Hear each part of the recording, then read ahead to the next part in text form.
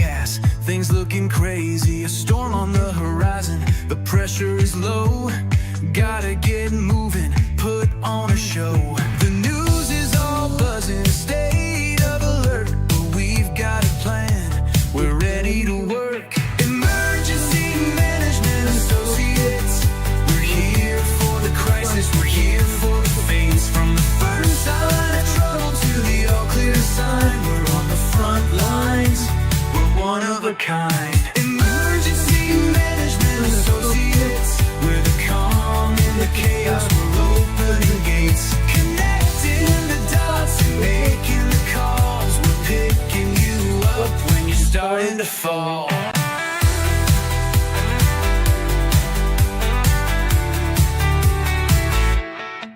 See a little fire or a rising flood, we're a well-oiled machine, we're running in the mud. From the city hall meetings to the rescue teams, turning worst case scenarios into hopeful dreams. We're training the people, we're stocking the gear, we're the team you can count on when trouble is near. Emergency Management Associates, we're here for the crisis, we're here for the phase. From the first sign of trouble to the all clear sign, we're on the front lines, we're one of a kind. Emergency Management Associates, we're the calm in the chaos, we're opening gates, connecting the dots and making the calls. We're picking you up when you're starting to fall. It's more than a job, it's a calling, you see. Prepared for the present and what's yet to be. Every second counts, we're ready to react for our communities. We're making an impact.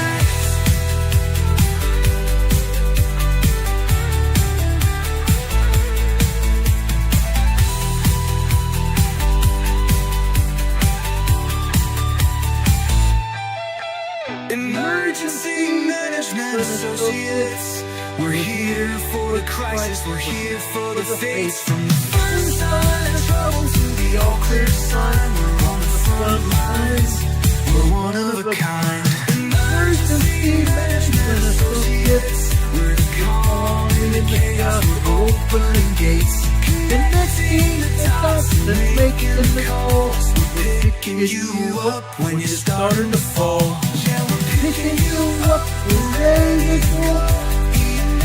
Let's get this show on the road.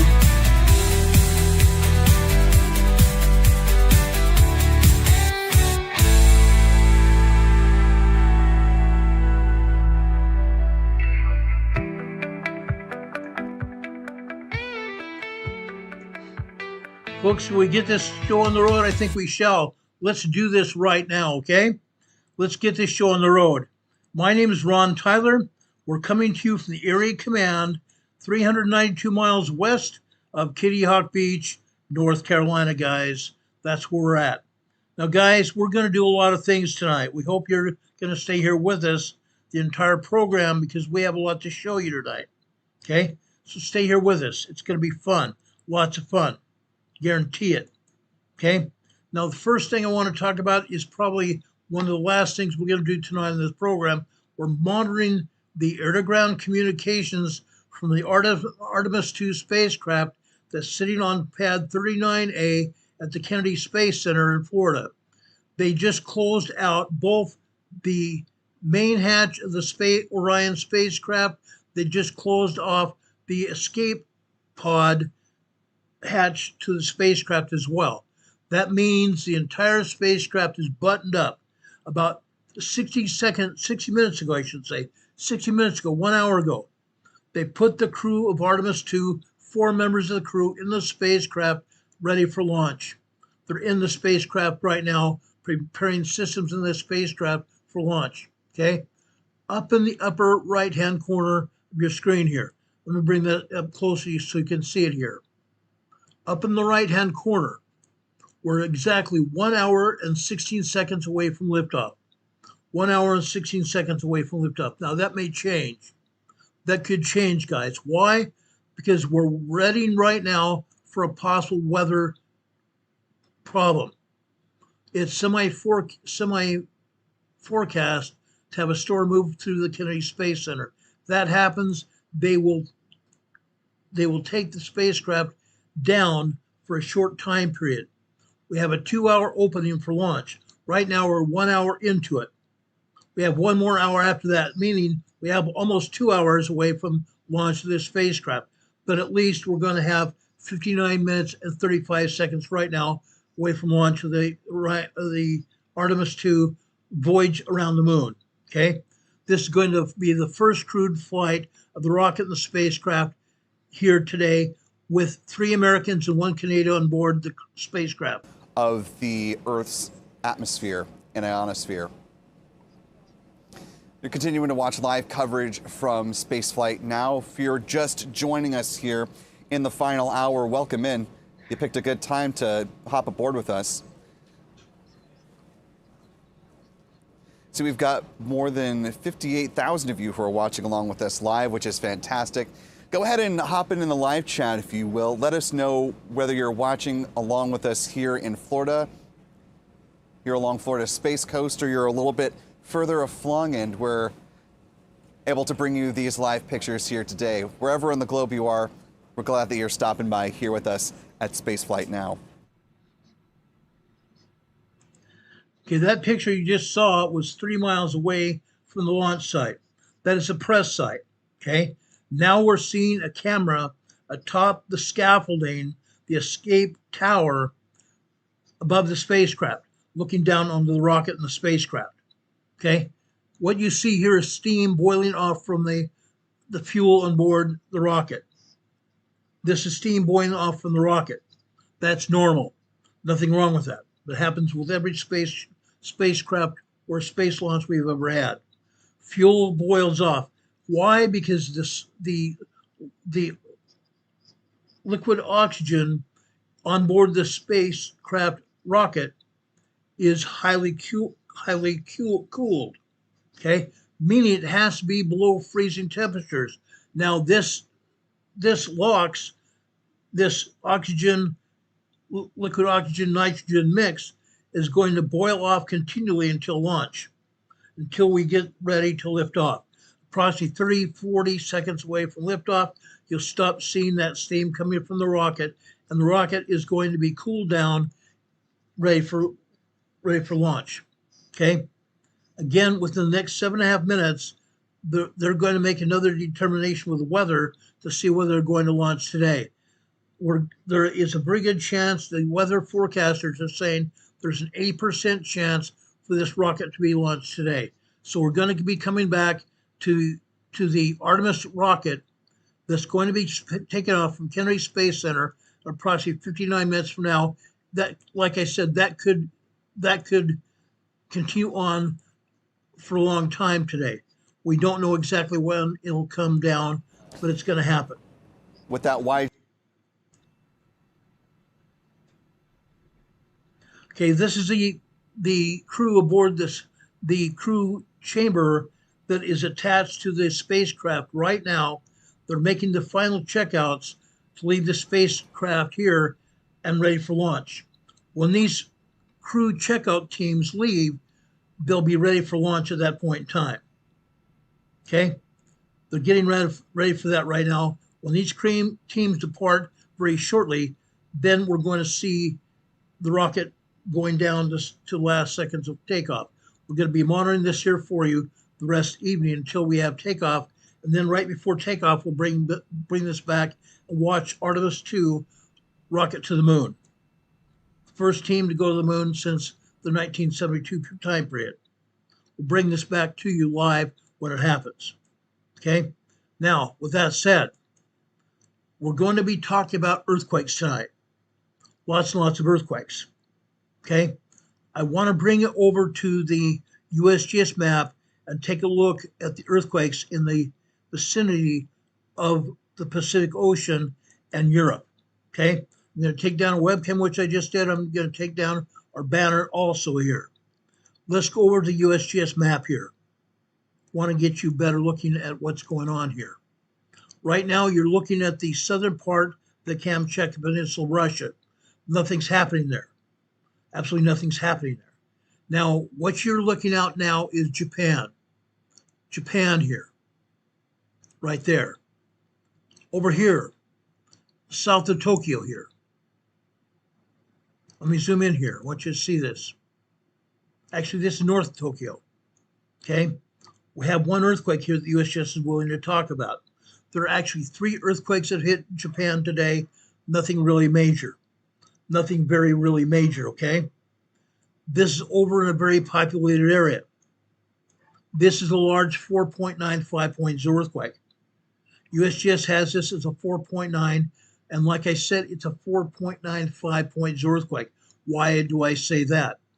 USGS downgrades the earthquakes to the nearest 0.9. This is a very populated area of Japan, okay, north of Tokyo. Notice all those people here, all those cars, all those houses all over this area, occupied buildings, okay? Like I said, this is a 4.9 5.0 earthquake. This is also 39 miles deep. Very shallow earthquake.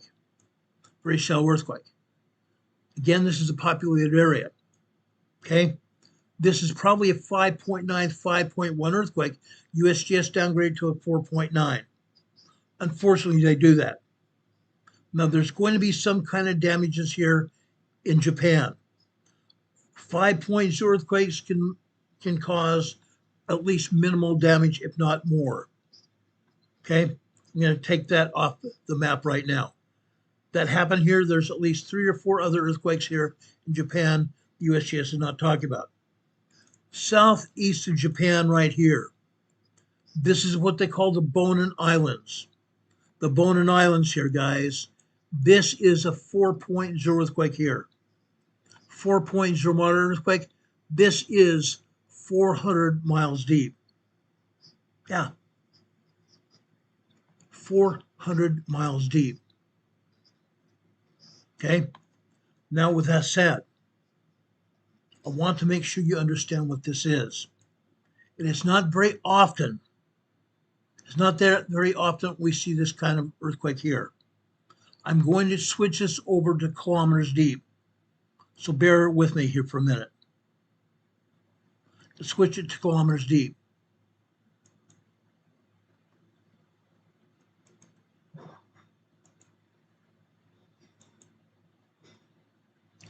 This is actually 497. I'm sorry, this is 392 miles deep, 497 kilometers deep.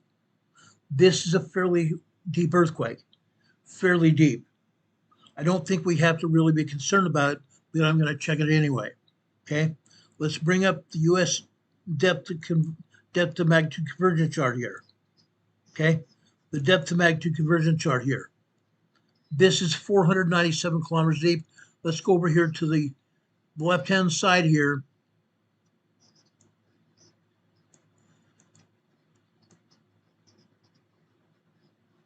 See 495 here?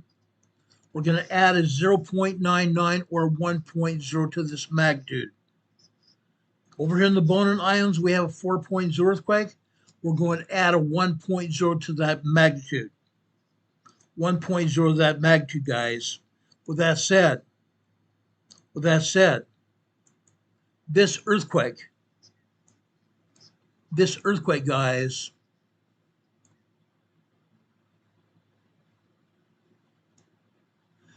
this earthquake is going to propagate or birth a larger, shallower quake. It's going to birth or propagate a larger, shallower quake. It's going to birth a 5.0 earthquake. It's going to birth a 5.0 to a 5.1 magnitude earthquake, a large earthquake, within the next 3 to 10 days. Now, this 5.0 earthquake that's going to birth, it's going to be larger and shallower than this quake. This is a 4.0. The earthquake is going to be larger and shallower to a 5.0, 5.1 earthquake within the next 3 to 10 days. Given that, the 5.0 earthquake here could happen anywhere in this region. Could literally happen anywhere in this region. Okay? Possibly in Japan. Possibly down here in Taiwan or Hong Kong or down here in the Philippines. But it's going to happen. It's going to happen. It could happen anywhere up here in Japan, maybe even Korea, Taiwan, or the Philippines. But it's going to happen. Large earthquake here. Okay? Large earthquake here. Now, that said, let's go further south here. Okay? Down here, northern Indonesia. Northern Indonesia here, guys. They have this as a 5.1 large earthquake. 5.1 large earthquake. This is 10 kilometers deep, 6.2 miles deep. 10 kilometers deep, 6.2 miles deep. This 93 kilometers northwest, or west-southwest, they have this is west-southwest of Wazai, Indonesia. Wazai, Indonesia, guys. Let's zoom in here. This is the Halmahera Sea. The ocean waters absorb the shockwaves of this quake. The ocean waters absorb the shockwaves of this large 5.1 earthquake. As it is, the ocean waters absorb the majority of the seismic waves of this earthquake. If anybody's here on any one of these islands here, they may have felt some kind of movement, but not large movement. They did not feel large movement at all. The largest part of the seismic waves were absorbed by the water here in the Halmahera Sea. Now, this is not the only earthquake here in Indonesia at all. USGS would have us believe nothing's here. There are 62 earthquakes here in Indonesia alone. 62 earthquakes. And USGS would have us believe only one is here. That's very sad. That's very sad. This is one of the largest earthquakes, so it's a 5.1 large earthquake. We'll go out here to the east, okay? Now, guys, this red earthquake just happened. That's why it's red. Anytime you see a red dot on the earthquake map, it's a brand new earthquake. This, again, is a 5.0 earthquake. USGS has this a 4.9, 5.0 earthquake. Allegedly, 74 kilometers west of Kira, Solomon Islands. It's out here in the ocean. Out here in the ocean. Now, if we look at this map,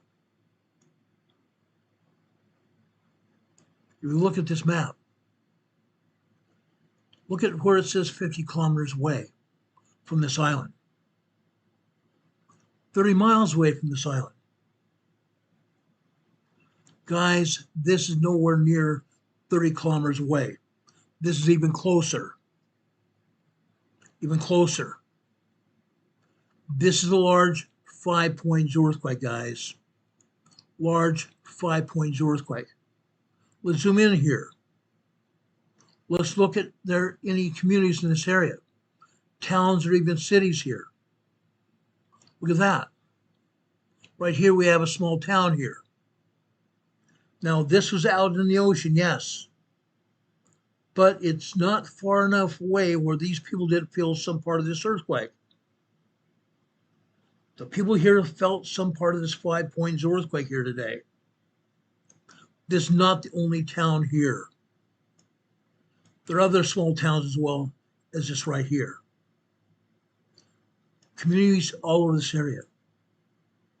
Communities literally all over this area here. Okay? The Solomon Islands here are very dispersed populations. Okay? Now, with that said, we're going to move on here. Part of this seismic energy was absorbed by the shockwave, by the ocean. Shockwaves were absorbed by the ocean for the most part. But these communities here along the coastlines felt part of this earthquake here. Let's back out here. Let's go further east here. Now we're over here in Vanuatu area. Another 5.1 earthquake here. Another 5.1 earthquake. This is northeast of Solo Vanuatu. Northeast of Solo Vanuatu. 220 kilometers northeast of Solo Vanuatu. The ocean waters of the Pacific Ocean have absorbed the shock waves of this quake. I don't think anybody on Solo Vanuatu felt this quake at all. That's typical. That's typical. Let's go further over here into Tonga area. Tonga, northeast Fiji. This is a 5.7 very large earthquake. 5.7 very large earthquake. This earthquake happened at over 2 a.m. this morning Eastern Time. 2 a.m. Eastern Time this morning in the Fiji region. There are multiple aftershocks. USGS is showing one of them. They're showing us 4.5 earthquake. There's 4.5, there's 4.6, 4.7, 3.4, and 3.7 aftershocks here. 5.7 earthquake here. Very large earthquake. Now, there are no populations here anywhere near this earthquake. There are no populations anywhere near this earthquake. Largest populations are over 200 miles away. Over 200 miles away, 500 kilometers away. Nobody felt this earthquake. The waters of the Pacific Ocean have absorbed the shock waves of this quake. Okay, let's go further down here to the south. The Kermadec Islands down here. The Kermadec Islands here. This is a 4.6 earthquake here. This happened just before 1 a.m. this morning. 54 minutes after midnight. Right before 1 a.m. this morning Eastern Time. The Kermadec Islands belong to New Zealand here. Belonging to New Zealand here. The Kermadec Islands are a bird sanctuary only. The Kermadec Islands here are a bird sanctuary. No human beings live on this island, on these islands here. Okay? Nobody got hurt. Nobody got hurt. 4.6 is only a moderate earthquake though. It's only a moderate earthquake. But look here, I want to show you something.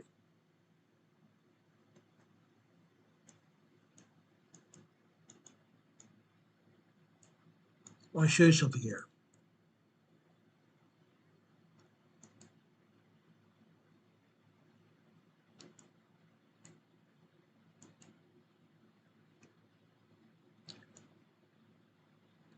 Look how deep it is. This is a moderately deep earthquake, 338 kilometers deep. This earthquake is not going to birth an earthquake. This 4.6 is not going to birth a larger shell or quake. That only happens when we have deep earthquakes. This is only a moderately deep earthquake. USGS is not telling us about any other earthquakes here in New Zealand at all. There are earthquakes here. There are minor 2.0, 2.9. There are 3.04, 3.9 here in New Zealand. Nothing larger than that. Okay? Now, there are about 26 earthquakes here in New Zealand total. 26 earthquakes here. USGS is not even talking about it.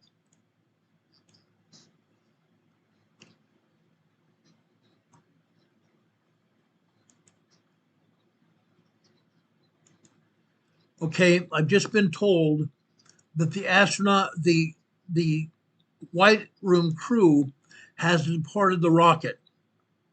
The White Room crew has departed the rocket, which means that those astronauts on board the spacecraft are there by themselves. The White crew was the crew that was left to prepare the astronauts and the rocket to launch from Kennedy Space Center. Okay? Right now, we're 40 minutes and 12 seconds away from launch. Now, this could halt. The launch could halt. It could go into hold.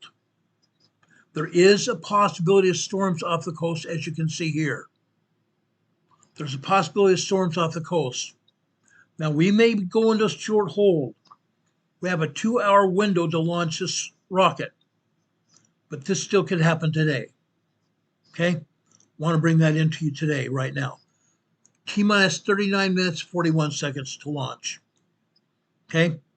Let's go back to the USGS map here. A few more earthquakes to talk about here. Notice over here in South America. South America here, guys. A brand new earthquake here. This is over here in the eastern foothills of the Andes Mountains here. Eastern foothills of the Andes Mountains here. Okay? This is a 4.6 moderate earthquake here. 4.6 moderate earthquake. This is 240 miles deep. Still a fairly shallow quake. Over here on the top of the Andes Mountains here in Chile, this is a 4.5 earthquake here. Okay, 150 miles deep here. Still a fairly shallow quake. Now this is in the northern Andes and northern Argentina mountains. Okay, over here in the northern Andes and Argentina mountains here, guess what happens? There are probably 25 earthquakes by now here in the northern area of Chile and Argentina. 25 earthquakes. There are 14 other earthquakes down here in central Chile here. Unreal. 14 other earthquakes here that USGS doesn't want to show them here. USGS doesn't want to show them here. Now let's go over here into Peru. Central Peru here. Guess what? This is over here in the Pampas area of Peru. The farmland area, guys, the farmland. This is a very strong 6.0 earthquake. This is a 6.0 very strong earthquake. This is 106 miles deep. Shell earthquake. 106 miles deep, guess what? This shell earthquake is going to cause damage here in Argentina and in the other surrounding areas. You can see many towns and cities over here. San Martin, Bella Vista, Huanyuel, Pocota, Saposa. These people felt this earthquake. There's going to be damage from this 6.0 earthquake here. There's going to be homes and businesses damaged here in Peru and possibly even into northern Chile. This is a very strong earthquake here. Okay? USGS is not showing any other earthquakes, but there are. Anytime we have a 6.0 earthquake, there's going to be aftershocks. There's going to be aftershocks. USGS doesn't hardly ever show anything here at all. They're not showing any earthquakes here in Colombia or even Venezuela here. There are earthquakes here. Okay? There are earthquakes here. Now I want to go over here into the sea here in the Caribbean Atlantic Ocean here. We still have swarms of earthquakes happening here. Why? Why? See this earthquake fault north of this swarm here? This is a very strong earthquake fault. Okay? This earthquake fault originated in Guatemala, brought these earthquakes out here. Okay? This is a 3.4 earthquake here. This is a 3.4 earthquake here. This is a 3.3 earthquake here. This is a 3.3 earthquake here. This is a 3.3 here. This is a 3.1 here.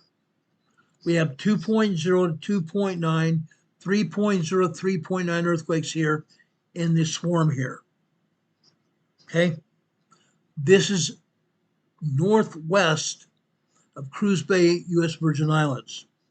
Northwest of Cruz Bay, U.S. Virgin Islands here. Okay? Over here in southern Puerto Rico here. Different story. These three earthquakes you see here in southwestern Puerto Rico, these are aftershocks of two major earthquakes that happened here on December 26th and December 28th, 2019. Nearly 7 years ago. This is a 2.5 aftershock. This is in Magus, Arriba, Puerto Rico. This is a 2.0 earthquake here. Also in Guayanilla, Puerto Rico. Northwest of here, it's a 2.2 earthquake here. In Sabana Grande, Puerto Rico. 3 earthquakes originating from 2 major earthquakes, an 8.4 and 8.6 earthquake that happened December 26th and December 28th, 2019. Man-made earthquakes.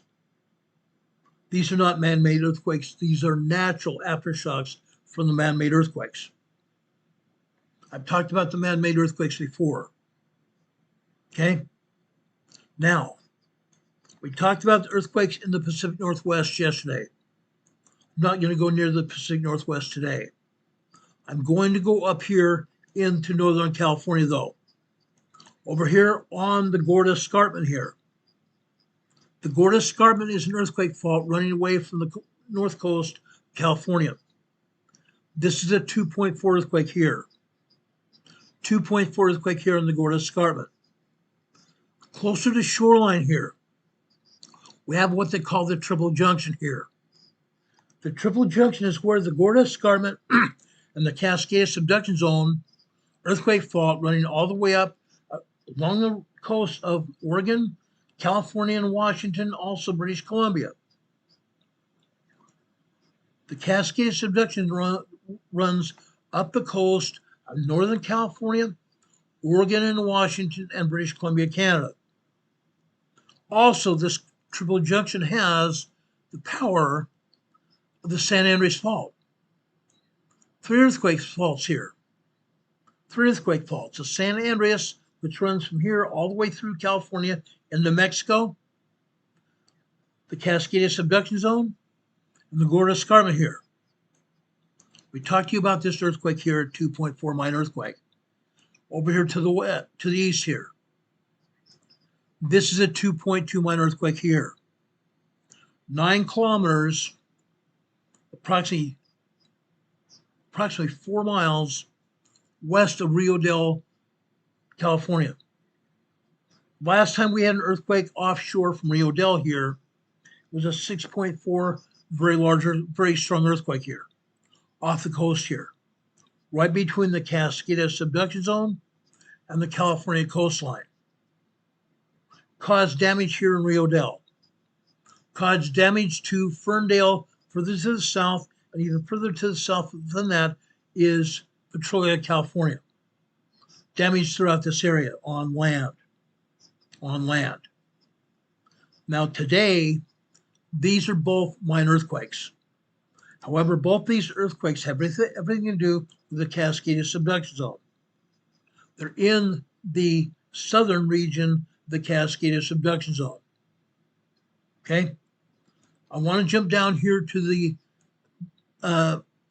San Francisco Bay Area.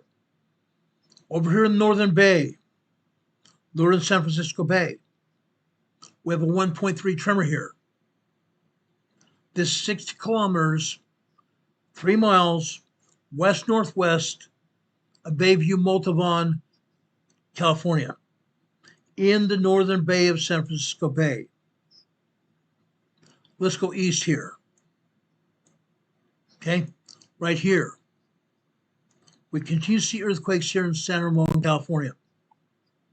This is just a 1.4 tremor here in San Ramon, California. Earthquakes continue here. Okay. Now over here, west of San Francisco Bay in Pacific, California, right here. Brand new earthquake here. This is the 1.6 tremor here. Pacific, California. Further to the southeast here, also a 1.3 tremor here. We have 2 of them. Just tremors. Not to be really concerned right now.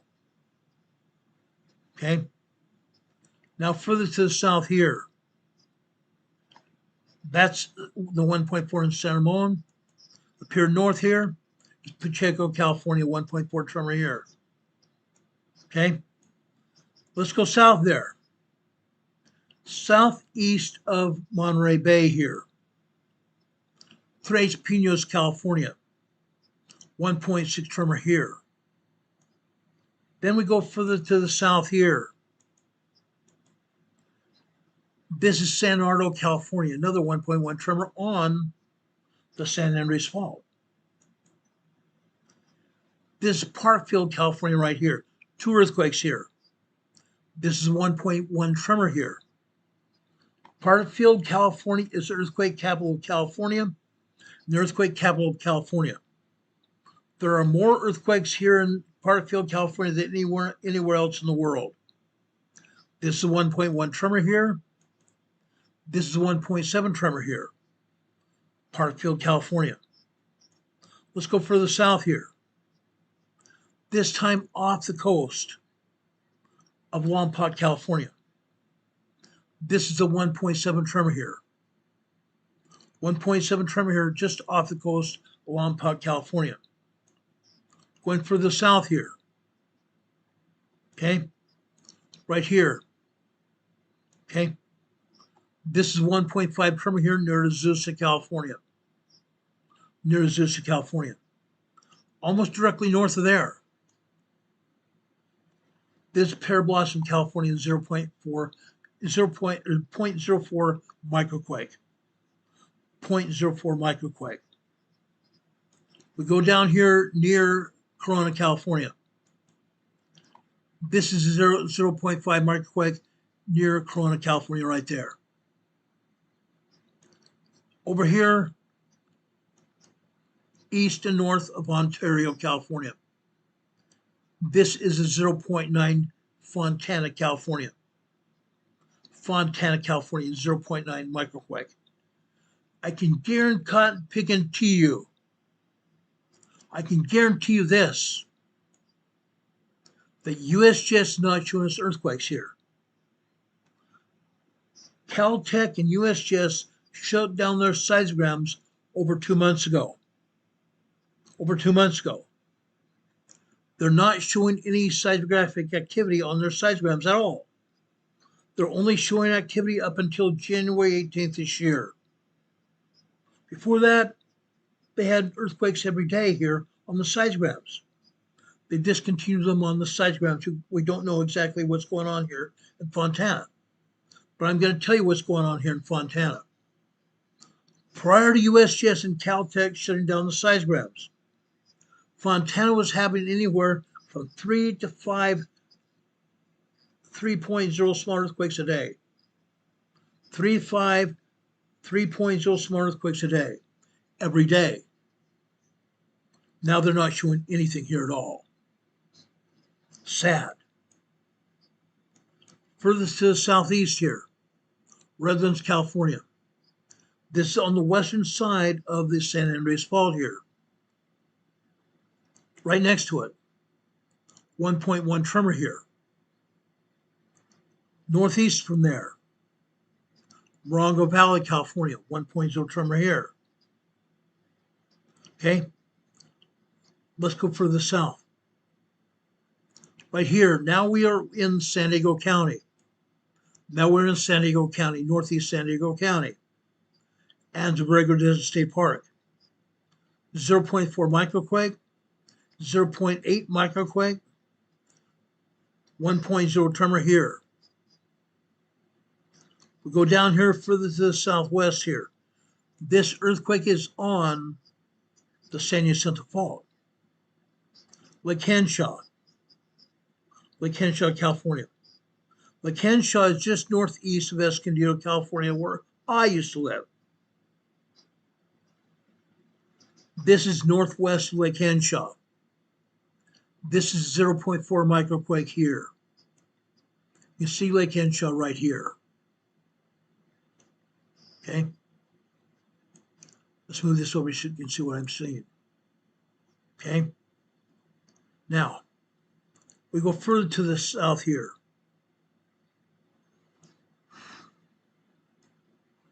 Further south here, Julian, California. This is a 0.8 microquake here. 0.8 microquake here. 9 kilometers, approximately 4 miles northeast of Julian, California. This is an aftershock. This time last year, we had a 5.1 earthquake here. Further down here to the south,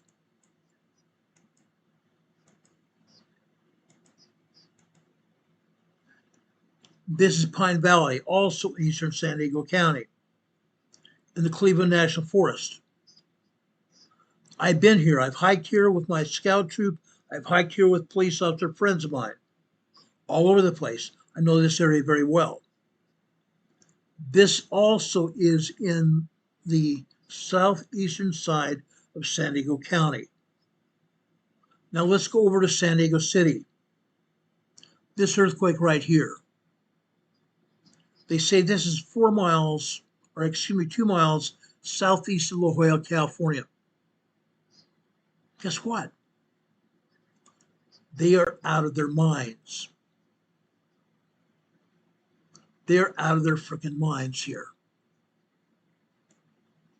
Okay, right here. This is right between Pacific Beach and La Jolla. This is a mountainous area, the hilly area here. Very hilly. Only people with very expensive homes live here. These are estate homes here. These are estate homes here. This is the 1.3 tremor here, La Jolla, California. Okay? Spend a lot of time here again. Okay? Again, over here in the mountainous area of Cleveland National Forest, this is a 0.8 microquake. Pine Valley, this is a 0.9 microquake here also in Pine Valley, 2 of them, back to back. Now, let's go east here. Well, dadgummit here. Here we go. Let's go east here.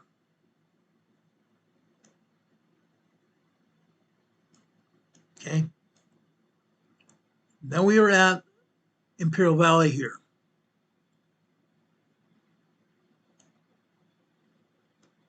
I'm sorry, that's New Mexico. That's New Mexico. This is the Imperial Valley, Southern California. This earthquake right here. Okay. This is west-northwest of Calipatria, California. 1.7 tremor here. Fascinating. 1.7 tremor here. Right next to the western side, southern side of the Salton Sea. 1.7 tremor here. This is a 2.2 minor earthquake here. The southwestern side of the Salton Sea here. USGS has this 13 kilometers or 4 miles west-northwest, actually 6 miles west-northwest of Calipatria, California. Okay?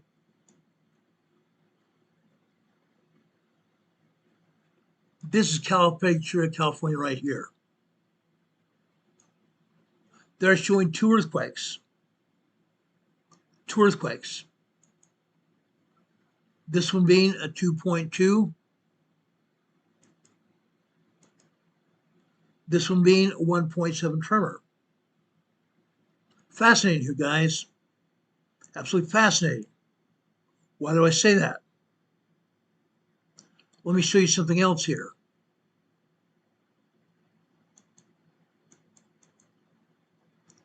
This is Bombay Beach. That's Bombay Beach. And bring this back down here. Here's Bombay Beach on the southeast side of the Salton Sea. Okay? right here. This is where the San Andreas Fault comes down here through the southernmost part of Southern California, through the Imperial Valley here. Runs right alongside the east side of the Salton Sea here. Over here, Bombay Beach. The San Andreas Fault starts going underneath the Salton Sea here. Then it comes out from underneath the Salton Sea, almost right next to these earthquakes right here. Almost right next to these earthquakes right here. Now let's go back.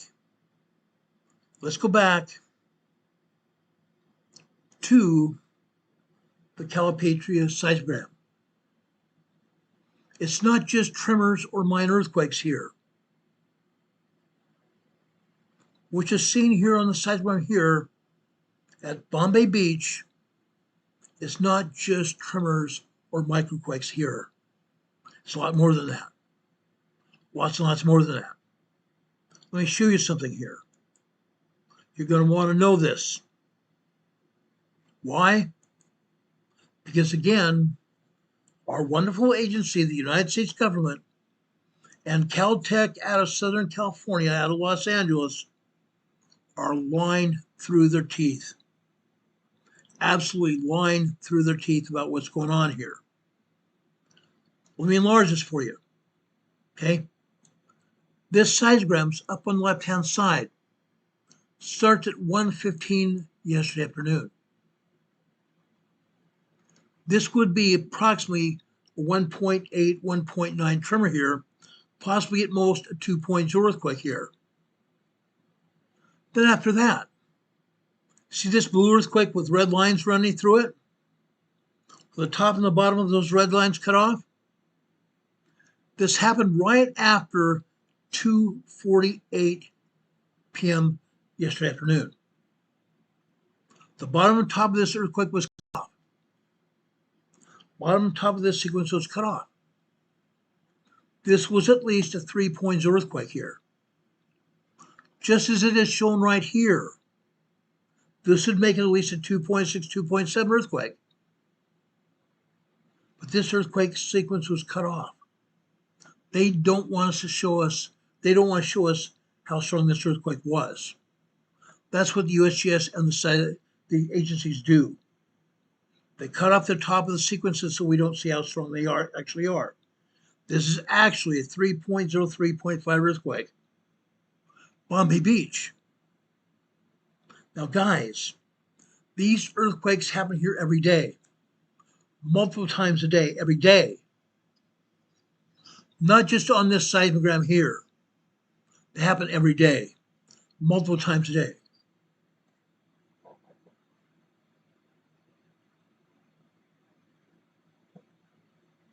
Okay? Notice these other earthquakes here. The sequences here are also cut off.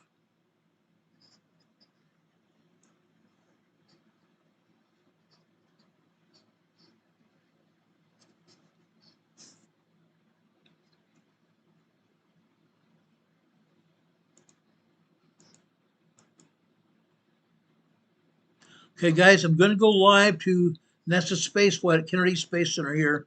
You're going to want to hear this. We are in a present hold here.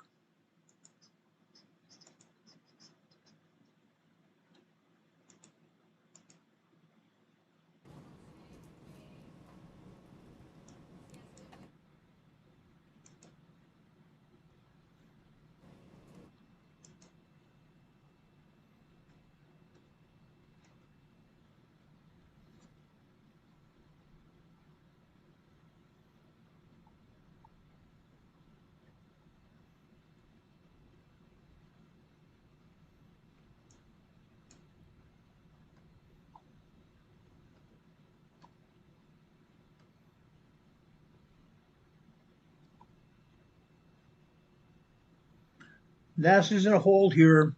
There was a battery on the board of the spacecraft that stopped working, and they have 3 batteries on board the spacecraft. 2 are operational, 1 is not. Are included for this 2-hour launch window, and that's important. They're in very small print.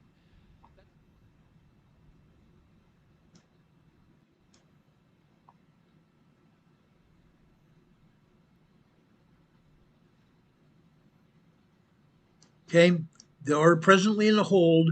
The launch director and his team are assessing the possibility of a launch right now. They've held the countdown right now at 16 minutes or 14 minutes and 47 seconds. It's presently in a hold right now. Now, again, you're seeing steam coming off the rocket. This is absolutely normal. The very cold LOX liquid oxygen that has filled this rocket as fuel for the rocket is venting steam. Here you see the engines here. We should be hearing some more call-outs from the test director, Luke, per NASA's Daryl Nail, coming up here in the next few minutes. The battery issue related to the launch abort system, that has been cleared at this point in time.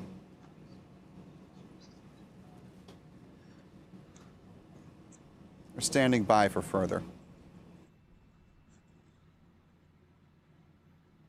13 minutes, 52 seconds from launch. And OTC, NTD on 212 for comm check. Good com. How me? I hear you the same. STC? Two. GTC? GTC's on 212. All right, copy that.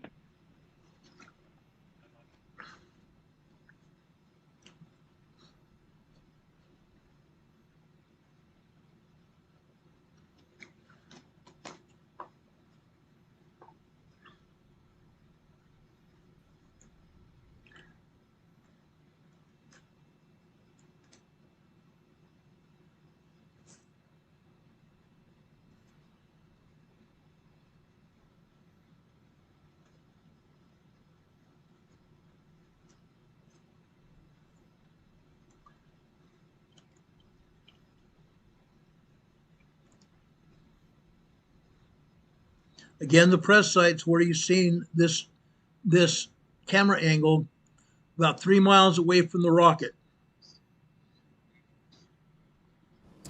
So we are standing by awaiting two critical polls, one from the NASA test director, the other from Artemis launch director Charlie Blackwell Thompson. CCL, Earth 1. CCL.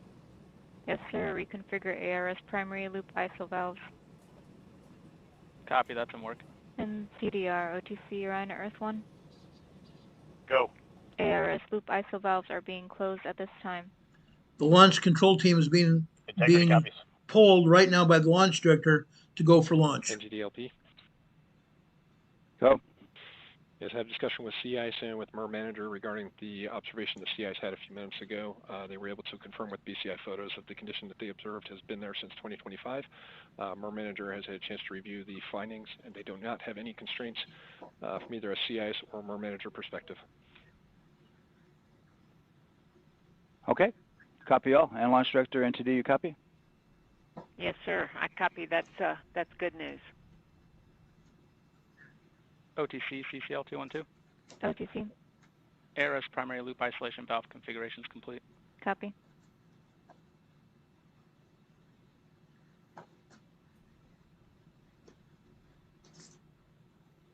And CGLS, NTD, cancel pending, please. GLS copies, and that's complete. All right, and for all personnel, we got a little bit more work to do before we pick up the clock, and we're about a little over a minute from getting to T-minus 10 minutes, but we've canceled the resume time there, and then we'll pick it up after we get through all of our work and anything else that we need to do to get through the remainder of count. So we'll continue working that to get to our T0 today. So when we get to about 50 seconds from now, we'll extend that hold. Okay. They're going to go into a hold system here, guys. So we're going to resume our program talking about earthquakes right now. When they come back from the hold, I'll let you know, and we can continue talking. We can continue to launch. Okay? They've stopped the count at T-minus 10 minutes and counting here, and they've got a hold built in. So right now the launch is on hold for an unknown time period until they clear the problems that they have. Okay? No real big deal right now. I'll let you know what's going on here in just about a minute. Okay? Let's continue talking about earthquakes here. Okay? Going back here to Bombay Beach. Look at this. More and more earthquakes here, guys. Literally all day long. This is just 1:45 here, 2 a.m. this morning at the bottom of your seismogram here. Let's continue here. Now we're at 4 o'clock this morning. 4:30, 5 a.m. this morning. You still see these earthquakes here. The top and the bottom of the sequences have been cut off, meaning these were large earthquakes. The USGS does not want us to see. Okay? Probably at least 3.5 or large earthquakes here. Bombay Beach again. Bombay Beach. Look at this. Earthquakes all over here. As of 12:45 this afternoon, over here, approximately 12:49 p.m. this afternoon, we had tremors and 2.0 earthquakes here. Bombay Beach. Well, guess what? These are not the only earthquakes here. Let's take a look at Calipatria. I showed you those tremors, that tremor and minor earthquake, Calipatria, just on the south side of Salton Sea here. Guess what? Look at all these earthquakes here. Again, USGS does not want us to know what's going on here. Again, this seismic signal here, these seismograms here, start yesterday afternoon at 1:15 yesterday afternoon on the left-hand side. Over here, just after 2:15 this morning, or 2:15 last night. Over here in the middle, this is about 2:21 yesterday afternoon. This is a thicker earthquake here. This thicker earthquake at the top. This would normally be a 2.6, 2.7 earthquake. But again, they cut the top and the bottom off. This is probably closer to a 3.0 earthquake here. The other earthquakes here, 2.0, 2.7. 2.0, 2.7 earthquakes here.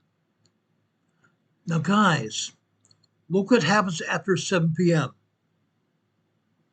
We drop down here on the left-hand side where it says 1925 or 1915. Guess what? That's 7:25 p.m. last night. Look what happens. Instead of showing minor earthquakes here, all of a sudden, from 7:45 on until after midnight, all of a sudden, all we see are microquakes and tremors here. Microquakes and tremors. This is insane.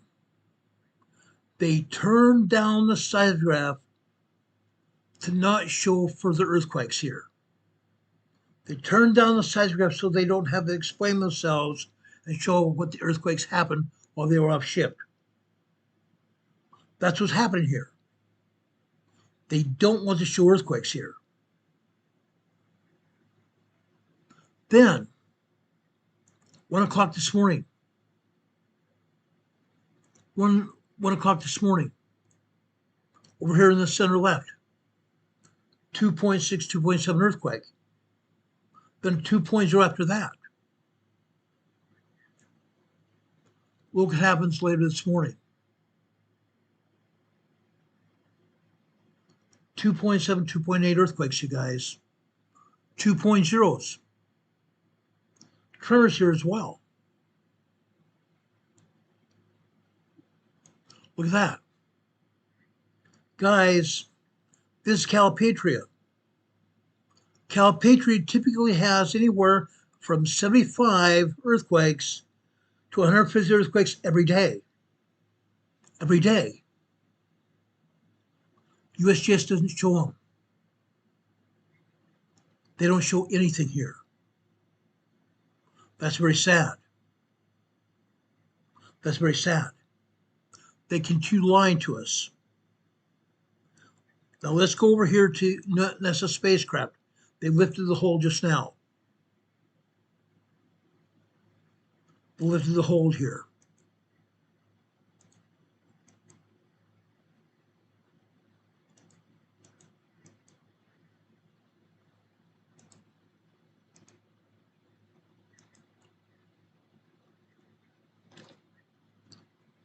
DR. Crews go. Copy that. Thank you, Reed. And Launch Director, NTD, our launch team is ready to proceed at this time. All right, NTD, I copy all. At this time, I'll perform my poll.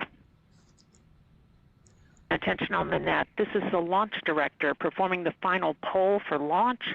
Verify no constraints and go for launch.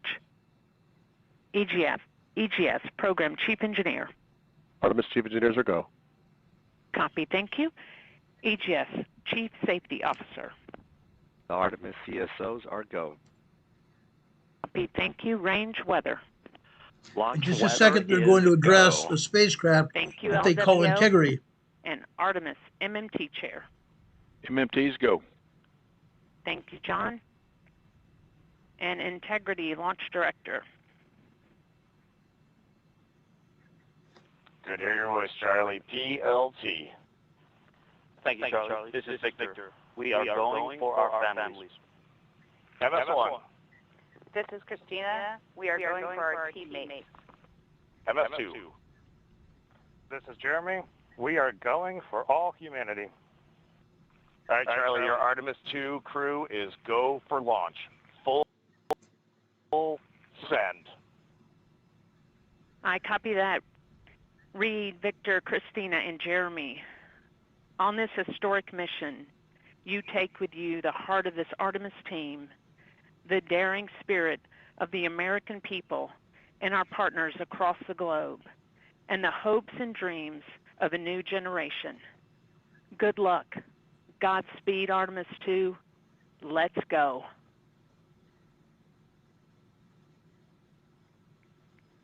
And NTD Launch Director. Go ahead, Launch Director. Yes, sir. You have a go to proceed with countdown. Copy that. I'll put it in work. CDR, NTD. Go. Your risers and initiate short purge per your EPROC 10.1.1, steps 8 and 9. 10.1.1, 8 and 9 going to work. Copy. CVSE, NTD. Start and verify recordings of our Orion cameras. Copy and work. Thank you. RSR, NTD. RSR. All right, perform the booster ignition SNA arm rotation. Enable at this time, please. RSR in work.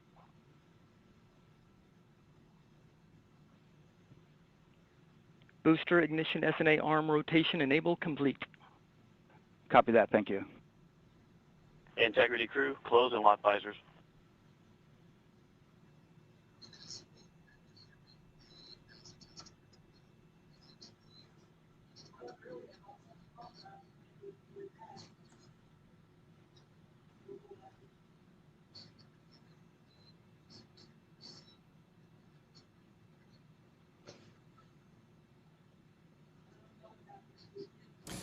And as we've been hearing the NASA test director poll complete, the launch director poll complete as well.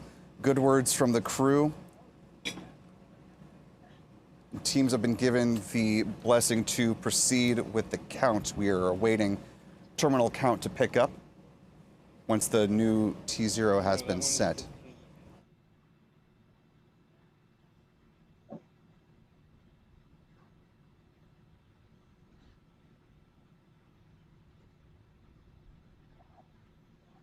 Again, resetting the terminal clock. count And ECL entity will be not waiting for picked your up verification just yet. on the We're short watching purge. for movement of the clock. And for all personnel, once we get that short purge verification, we'll verify that we are clear to go, and then we'll proceed with the terminal count.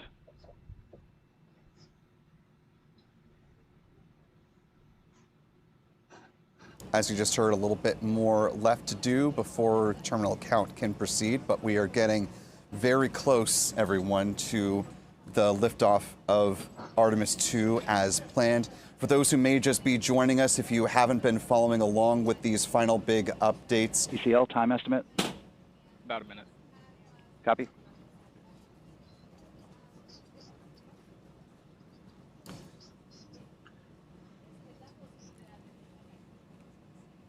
Teams had a little bit of extra work they needed to get through, and so the terminal count has not picked up. So just setting the scene for everybody, there will not be a liftoff in 1 minute. We are awaiting the updated T0 time for the liftoff of the Space Launch System rocket.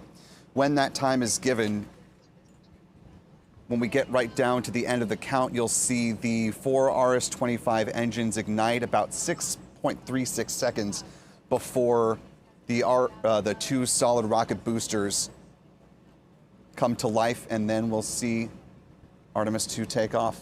All continues to go well with these final 10 minutes once the terminal count picks up. Got a lot of folks out here eagerly awaiting the flight of Artemis 2, the first crewed mission of the Orion spacecraft. Amen, Heather. Salute our beautiful flag. All right, copy that, and we're verifying our constraints.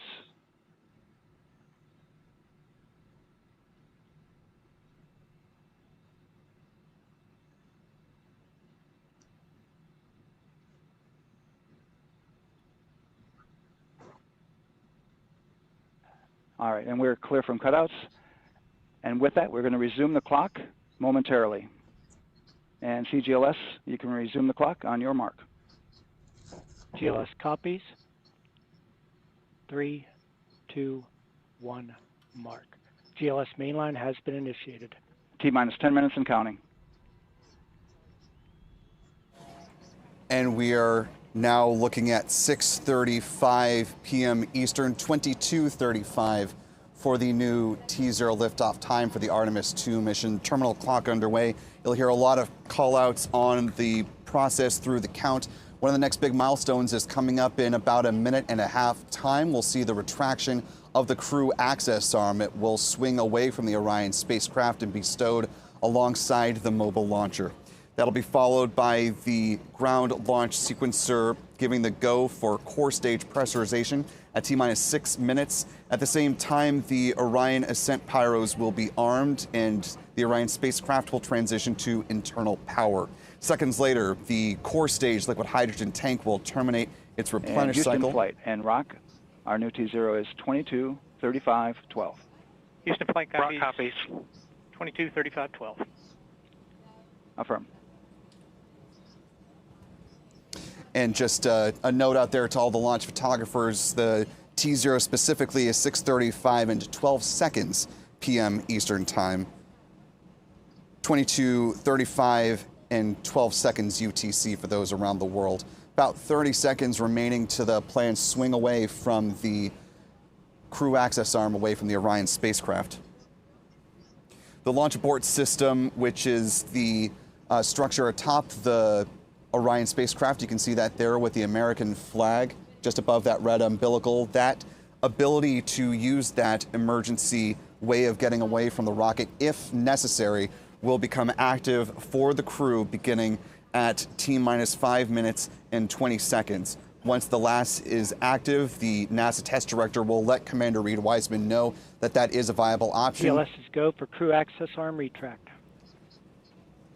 Retract go given, arm is now swinging away.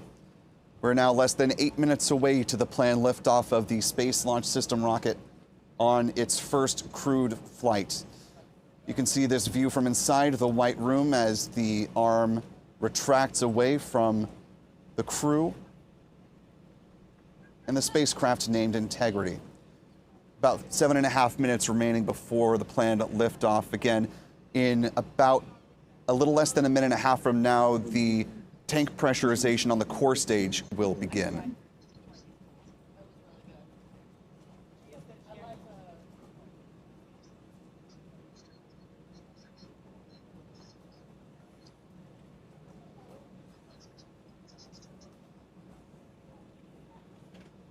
You see 2 solid fuel rockets, one on either side of the main rocket. Those are to give added just under thrust 7 to the minutes rocket. and counting now. Less than 1 minute to core tank pressurization, and the launch ascent pyros will be armed, and the Orion spacecraft transitions to internal power.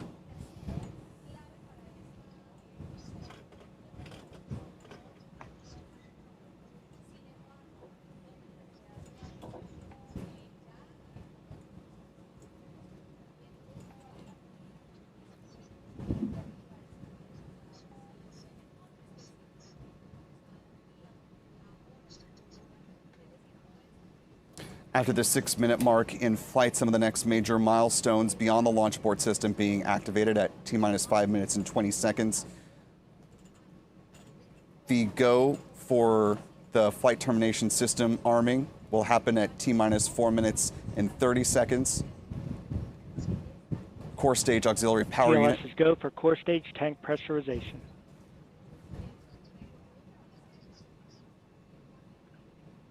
Just a few minutes, you're going to see that steam cease from The coming from replenishment the side of the valve rocket. is now closed for the core stage liquid hydrogen tank. Under 5 minutes now, or under 6 minutes. Launch abort system capability will be active for the crew in about 10 seconds.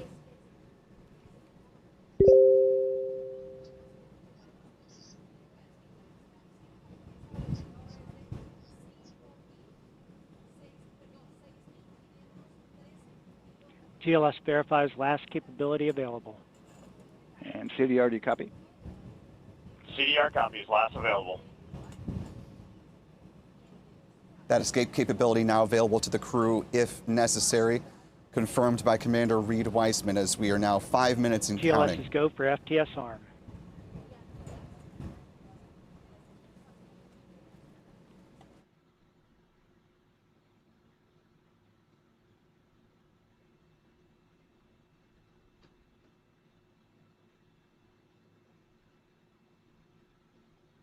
GLS is go for LH2 high flow bleed check.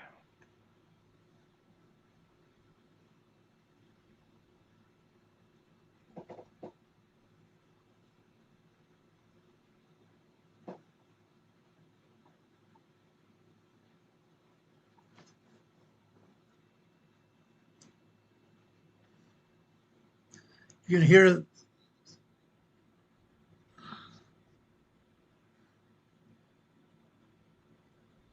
the auxiliary power unit is a battery.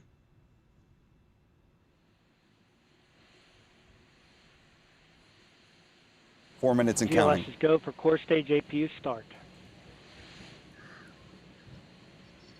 This is the auxiliary power unit on the core stage.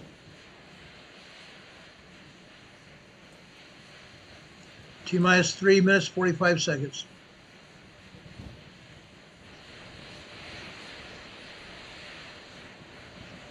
Just about 3.5 minutes remaining on the clock. Now the interim cryogenic propulsion stage locks topping should terminate here.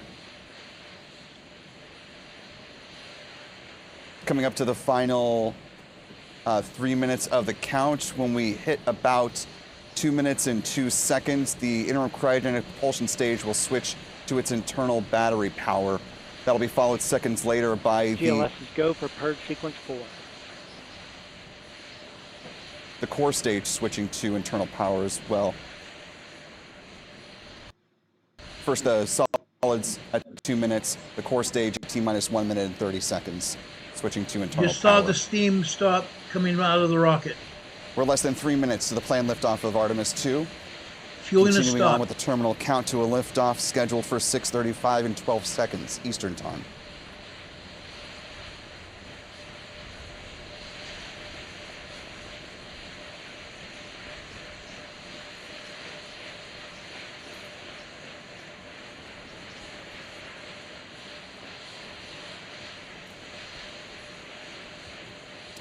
Should see a gimbal there of those engines. You see that in motion.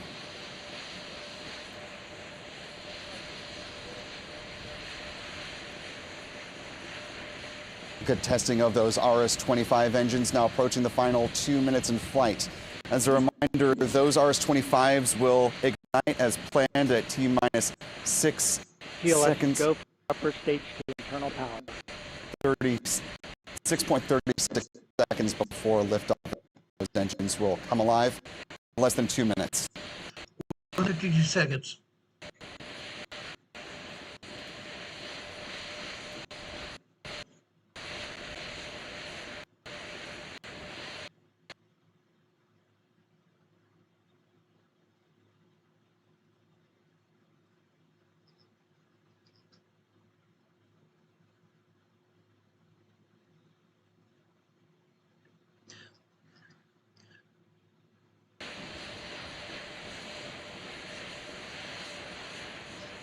In the final minute and a half, the core stage will switch to internal power as well. The upper stage will... GLS is go for core stage to internal power. Good call out there. Should hear a call for the upper stage entering terminal countdown mode. This will be the first manned flight of this rocket in this spacecraft. Coming up on the final minute of the 1 minute, count. 8 seconds.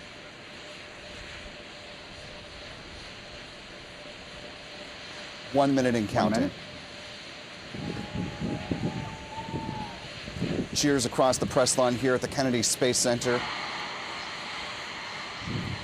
5, 4, 3, 2, 1.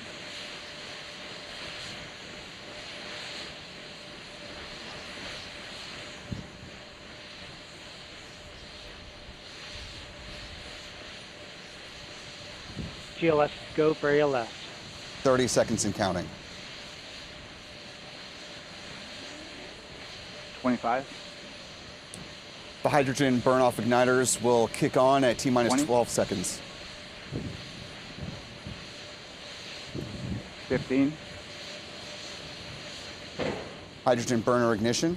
10. GLS is go for core stage engine. 8, 7, 6 should have RS-25 5, start. 5, 4, 3, 2, 1, 0, liftoff. and liftoff. Liftoff of the Artemis 2 mission, the first crewed flight of the Orion spacecraft, the first humans to plan a trip beyond low Earth orbit, has taken off from Florida. Roger, roll pitch.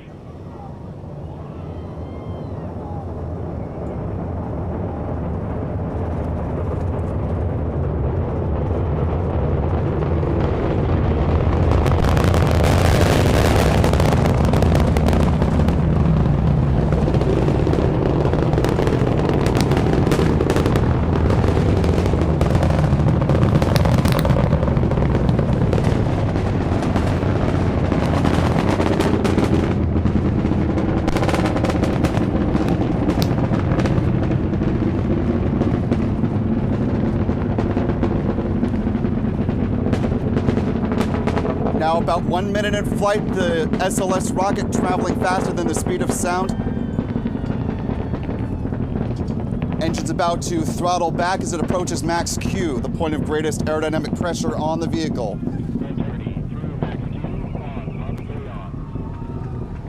RS-20.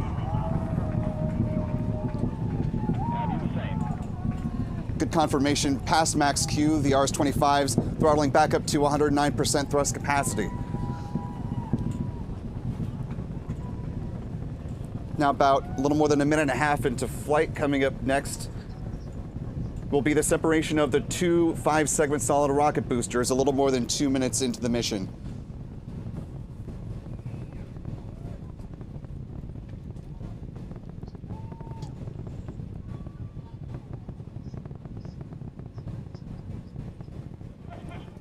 That roll maneuver we saw earlier, intentional to put the crew in the right orientation as the rocket continues to climb uphill.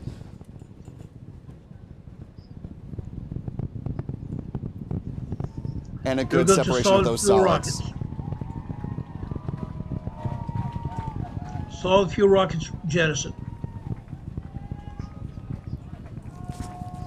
5 solid rocket boosters chock full of shuttle heritage, having carried this crew on the first part of their journey. Integrity, guidance converged, performance nominal, upper stage RCS ready. Copy all, Stan. 75% of the initial thrust was those engines. SM priming complete. SM priming complete. Now approaching T+3 minutes into the flight. Coming up next will be the jettison of the launch abort system. At that point in the mission, it will no longer be needed.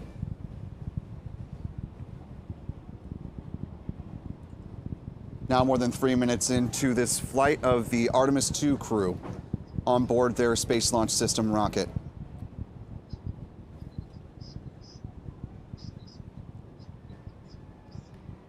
There go the covers for the launch abort system. Now it has been jettisoned.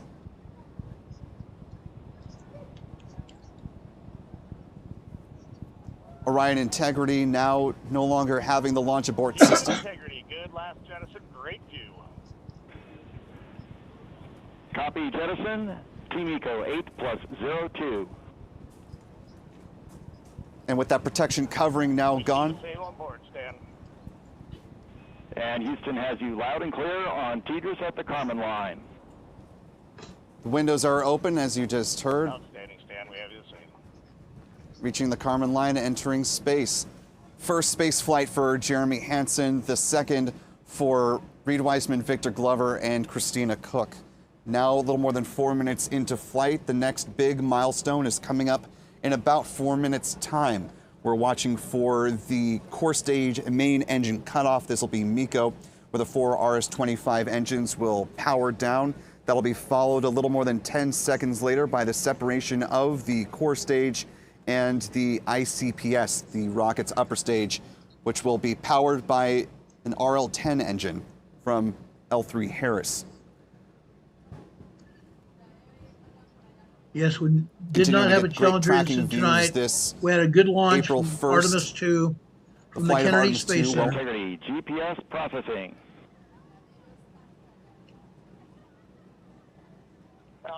The Artemis 2 crew is in space. Beautiful moonrise. We're headed right at it.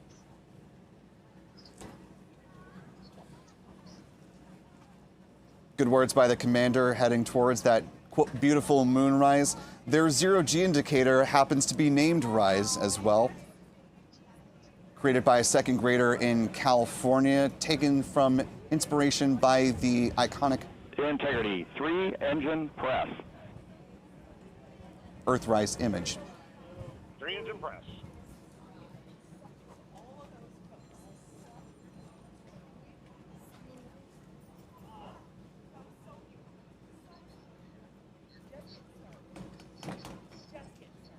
The call we were just hearing regarding the engines still have 4 good RS-25s. Only 3 would be needed to carry it to the correct point for MECO at this point, so they are in a very good position at this stage in the flight. Now approaching T+6 minutes. Look at that, guys. They still have the rocket on camera. Integrity, looking good at 6 minutes. Same on board, Stan.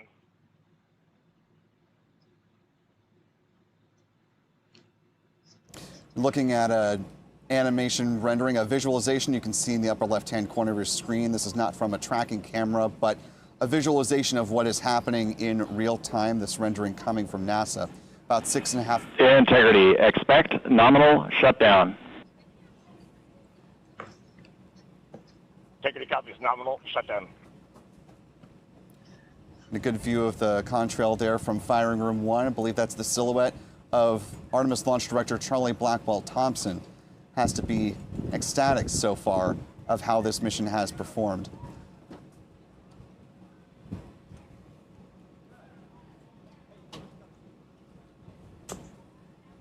Seven minutes into the mission now.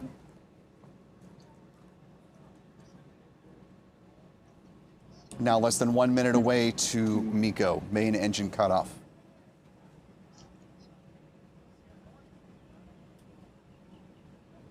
Engines will begin to throttle down as they approach the point of main engine cutoff. Now nearly 7.5 minutes post-flight beginning. Integrity, AOA open. AOA open.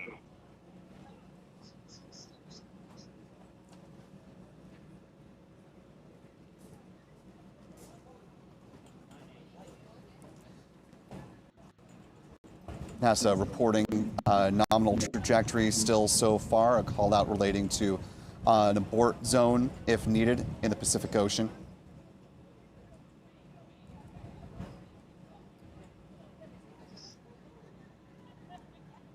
Coming up to MECO here momentarily.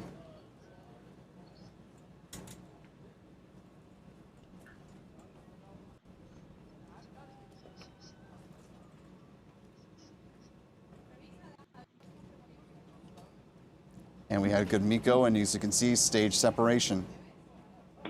Integrity, nominal MECO, core stage separated.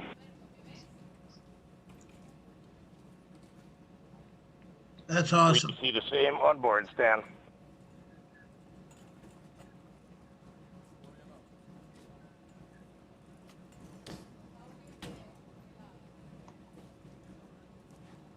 This camera view from one of NASA's imaging planes, WB-57, I believe. Now back to the visualization showing the interim cryogenic propulsion stage. A little more than 9 minutes into the flight so far. Spacecraft. The RL-10 engine nozzle should have extended by this point. The crew released in Integrity Houston, looking ahead to PRM numbers so far per the pad.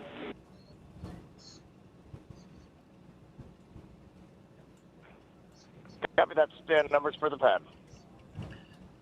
In just a minute, you're going to see the solar arrays deploy here to give power to the spacecraft.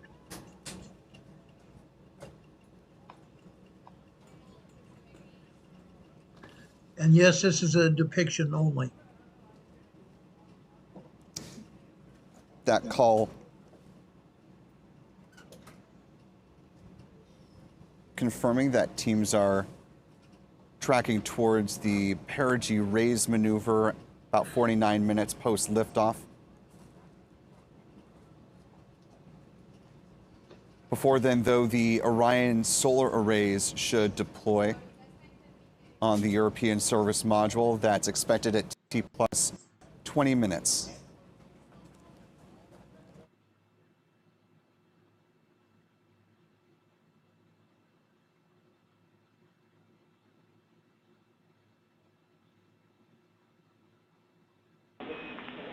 Integrity, good. NEDS deploy.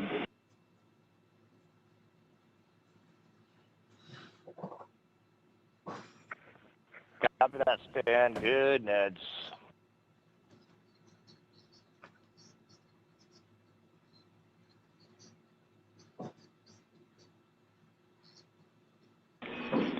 And Integrity Houston for PWD setup. Just a reminder, halfway open on the secondary. We copy that, Stan. Halfway open.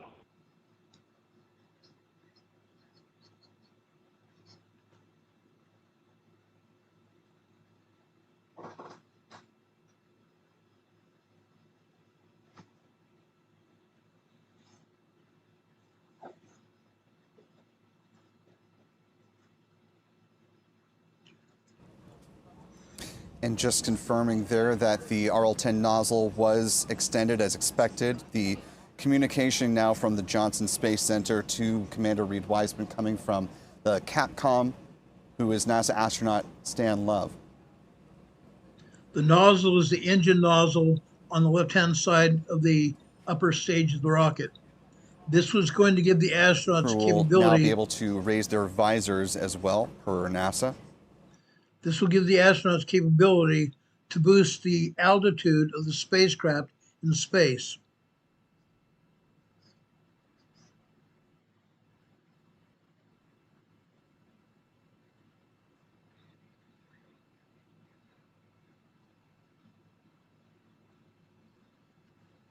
We're now 12 minutes and 25 seconds into the flight.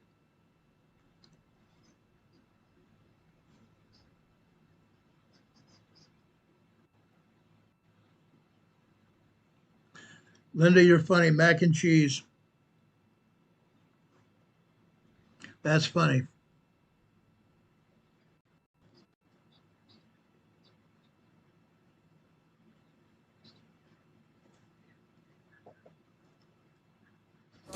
As we're awaiting the next big milestone, which is set to be the Houston C3 Aux power back in auto. Copy C3 Aux, and we're 2 minutes to maneuver.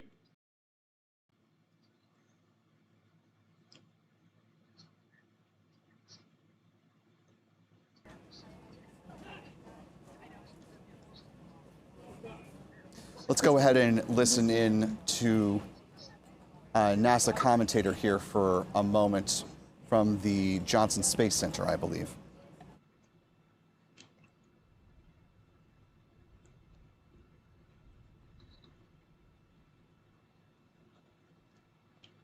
From here on out, you're going to hear 30 seconds of mission elapsed time. We're going to continue to follow the crew of the Artemis 2 mission. They are beginning their journey around the moon to verify the systems that will take us to its surface. An incredible ascent. Artemis 2 is underway. Reed Wiseman, Victor Glover, Christina Cook, and Jeremy Hansen begin their journey to the moon. Still milestones to come up as we await solar array deploy and the critical burns that will get Integrity into high Earth orbit around the Earth before engines are fired to get us around the moon. We'll keep tabs on Integrity and its crew from here in Mission Control Houston. But for now, we're going to send it back to you, Megan and Nicole at the Kennedy Space Center. Very jealous to... Kennedy Space Center is not going to be in control of this mission now. Houston, Texas is in control.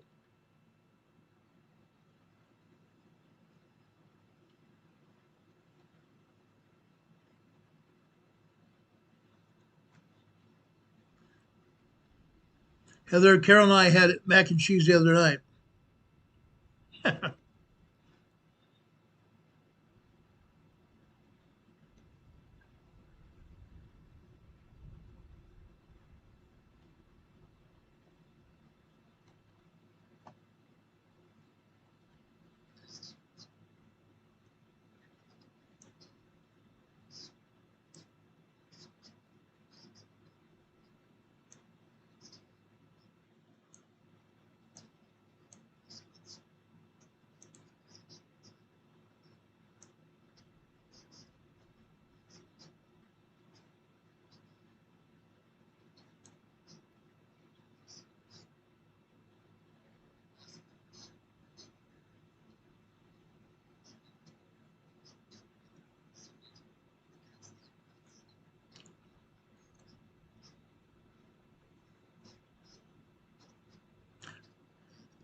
No, Heather, it's not weird.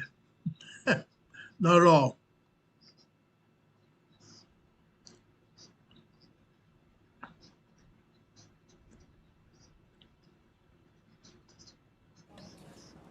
As teams are awaiting the deployment of the Orion solar arrays from the European Service Module, which is expected in about 4 minutes' time from now, taking a look at the split screen between the visualization of what's happening with the interim cryogenic propulsion stage and the Orion spacecraft on the left, and the now empty mobile launcher there on the right-hand side of your screen. NASA leadership mentioned that there were a number of improvements made to the mobile launcher to make it more resilient against the impacts of 8.8 million pounds of thrust provided by the 2 solid rocket boosters and 4 RS-25s that we just saw propel the start of the Artemis 2 mission. The goal is to get this mobile launcher back in a configuration where they were able to return it to the vehicle assembly building in the not too distant future, since with the goal to launch the Artemis 3 mission now in a little more than a year's time, the stacking will need to get underway later this year, and that begins with the mobile launcher returning to the vehicle assembly building once it has been cleared to do so. Okay, guys, what I think I'm going to do is I'm going to continue this program. I want to talk for a few minutes about what's going on the pneumatic fault. Okay, I will keep this. And Integrity Houston, crosstie is on board per the ETSI-DEM. We copy Houston. Thank you.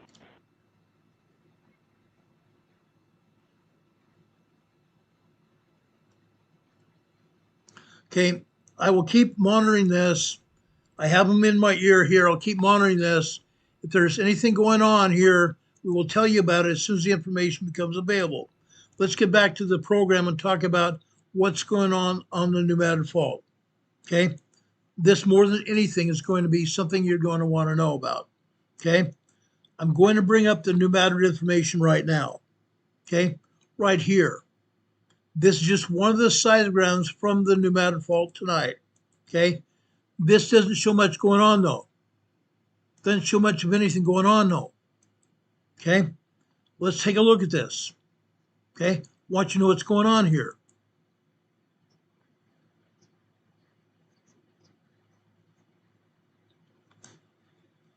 Okay, we just had a major earthquake 6 minutes ago.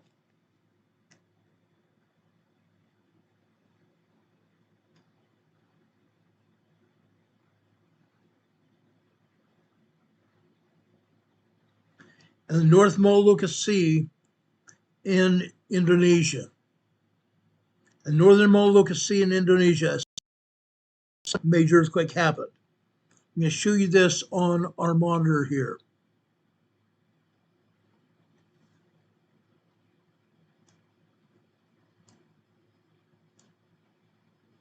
Okay. A 7.0 major earthquake happened in the North Molucca Sea here, right there. Major 7.0 earthquake today.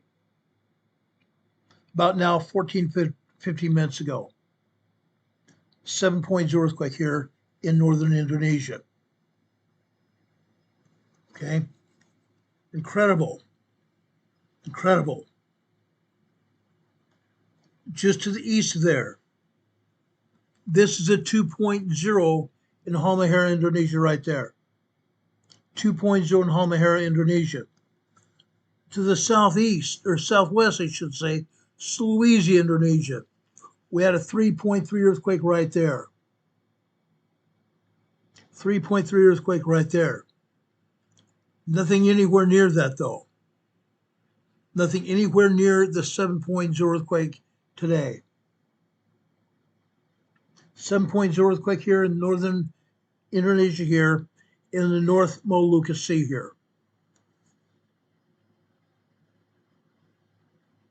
Now, I told you there were 65 earthquakes here in Indonesia. Look at all these earthquakes here. Look at all of them. Look at all the earthquakes over here to the west here. Sumatra, Indonesia. The entire island there is engulfed in earthquakes. Over in Java, Indonesia, look at all those earthquakes to the south. Over here in the Banda Sea as well. Earthquakes everywhere. Again, what's going on here? What's going on here? Southeast Asia, all the way over here to New Zealand, Tonga, and Samoa. 7 different tectonic plates are in play here. That's why we have so many earthquakes here. 7 different tectonic plates in play here. Each one of those tectonic plates are subducting under the other plate just like this. Subducting, going underneath. That's what happened over in Halmahera, Indonesia over here just a few minutes ago in the Molucca Sea here. 7.0 earthquake over here in northern Molucca Sea here. The tectonic plates are moving. That's what happened here. Okay? All the plates are moving. Every one of these plates are moving, guys. Okay? Now this earthquake here, this diagram here, is showing earthquakes in Louisiana. This Benton, Louisiana here. Benton, Louisiana. This is in the southern part of the New Madrid Fault area. The southern end of the New Madrid Fault here. That's what's happening. Guys, it's moving. The New Madrid Fault is moving. Literally everywhere. Literally everywhere. This Benton, Louisiana, the southern end of the New Madrid Fault. Not to be outdone.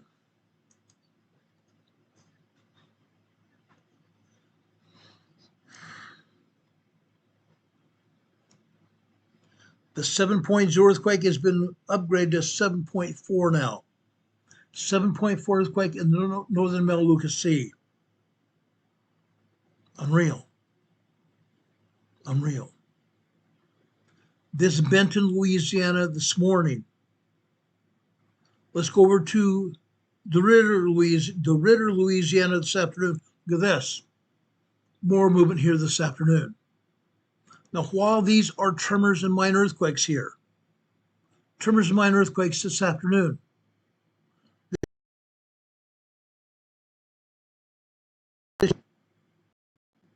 not the only place it's happening, guys. Not the only place it's happening. Let's go over to Pioneer, Louisiana this morning. Look at this. More tremors and minor earthquakes here.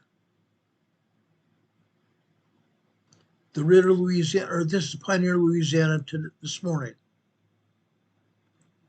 Pioneer, Louisiana this afternoon. Right there. More tremors here. Let's go over to Arkansas. Marktree, Arkansas. Look at this. Marktree, Arkansas, we typically see moderate earthquakes. We see minor tremors and minor earthquakes. We've seen 4.5 earthquakes. We've seen small 3.0 earthquakes here in Marktree, Arkansas. We've seen minor earthquakes, 2.0, 2.9 as well. These are tremors building into minor earthquakes here today. Now here, okay, mid-morning here on this red line here. This is after 7:15 this morning. After 7:15 this morning. But it started at about started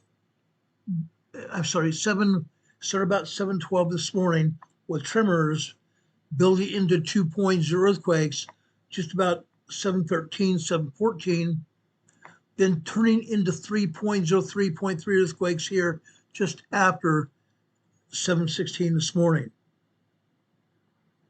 Okay, we've gone from tremors to minor earthquakes to 3.0 small earthquakes here. Then it goes back down to minor earthquakes, 2.7, 2.8, down to tremors, 1.9, 1.8, 1.7, down to 1.2, 1.1 tremors here. Marktree, Arkansas this morning. Guess what? It doesn't stop. It doesn't stop. Okay? Approximately 10:37 this morning. We have 2.6, 2.7 earthquakes there, right? Yeah. Continues. Continues. Let's look at Marktree, Arkansas this afternoon. Nothing but tremors here. Nothing just but minor tremors here in Marktree, Arkansas this afternoon. That doesn't usually happen here in Marktree, Arkansas. Okay? Now I'm going to take you down south from Marktree. I'm going to take you down to Truman, Arkansas now. Here we see tremors building up to 2.0, 2.3, 2.4 earthquakes here. Long-term tremor activity here in Truman, Arkansas. It continues this afternoon. Just after 2:19 p.m. this afternoon, we go from tremors to 3.0 earthquakes here this afternoon. Truman, Arkansas. It's continuing. Let's drop down south to Twist, Arkansas this morning. Look at this. All morning long from midnight up at the top, on the very top left-hand side here, we had microquakes there. Microquakes happened 1, 2, 3, 4, 5, 6, 7 a.m. this morning. Starting at 7:30, so I should say 7:30, 7:43 this morning. Tremors building up. Then,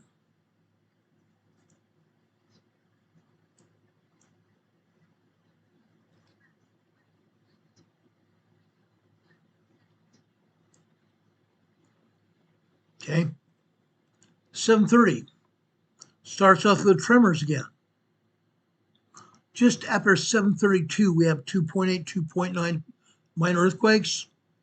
Then all of a sudden, we have 3.0 earthquakes for over 1 minute on the blue line there. The top of that seismic sequence was cut off. We don't see the bottom because it was covered by other earthquakes here on the seismograph. Then again, 7:41 on the same line here to the right. Another minute and a half, 3.0 earthquakes. More earthquakes, guys. 7:45 on the green line. More earthquakes. This continues all the rest of the morning. From 7:32 all the rest of the morning. 5 hours of 3.0 earthquakes here. 5 hours of 3.0, 3.5 earthquakes here. Now, I just got information about more earthquakes in New Zealand here. We just had a moderate earthquake in New Zealand here.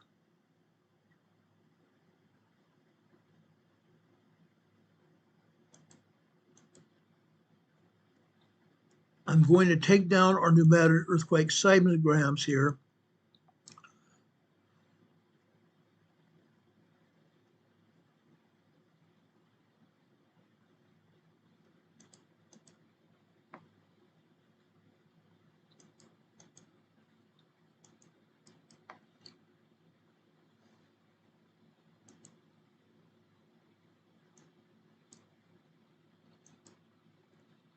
Just a second here.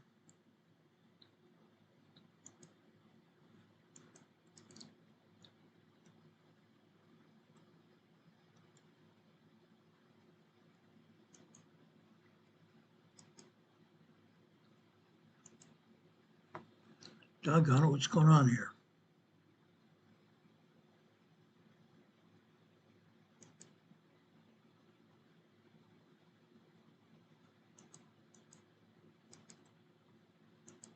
Okay. We're pulling away from the Southern California area. Let's go here down here to New Zealand. USGS still does not have this here in New Zealand. I'm going to show you the earthquake over on the other side here that I have here.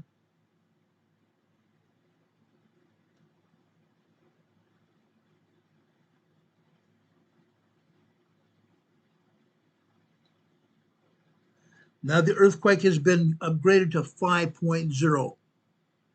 5.0 north of New Zealand. 5.0 earthquake north of New Zealand right here.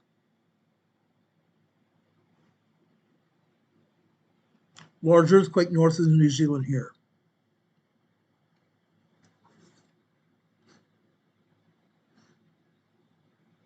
That's crazy.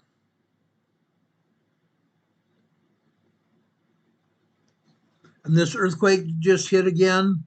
This is southeast of that earthquake here. This is a 4.8 earthquake here. 4.8 earthquake here. Northeast of New Zealand here.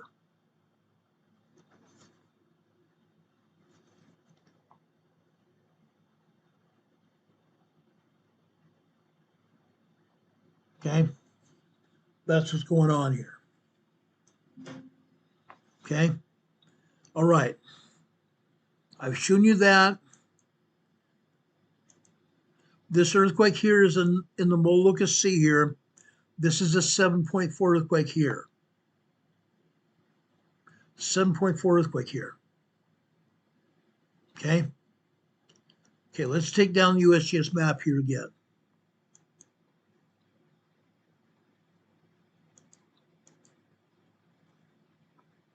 Let's go back up here to New Madrid Fault.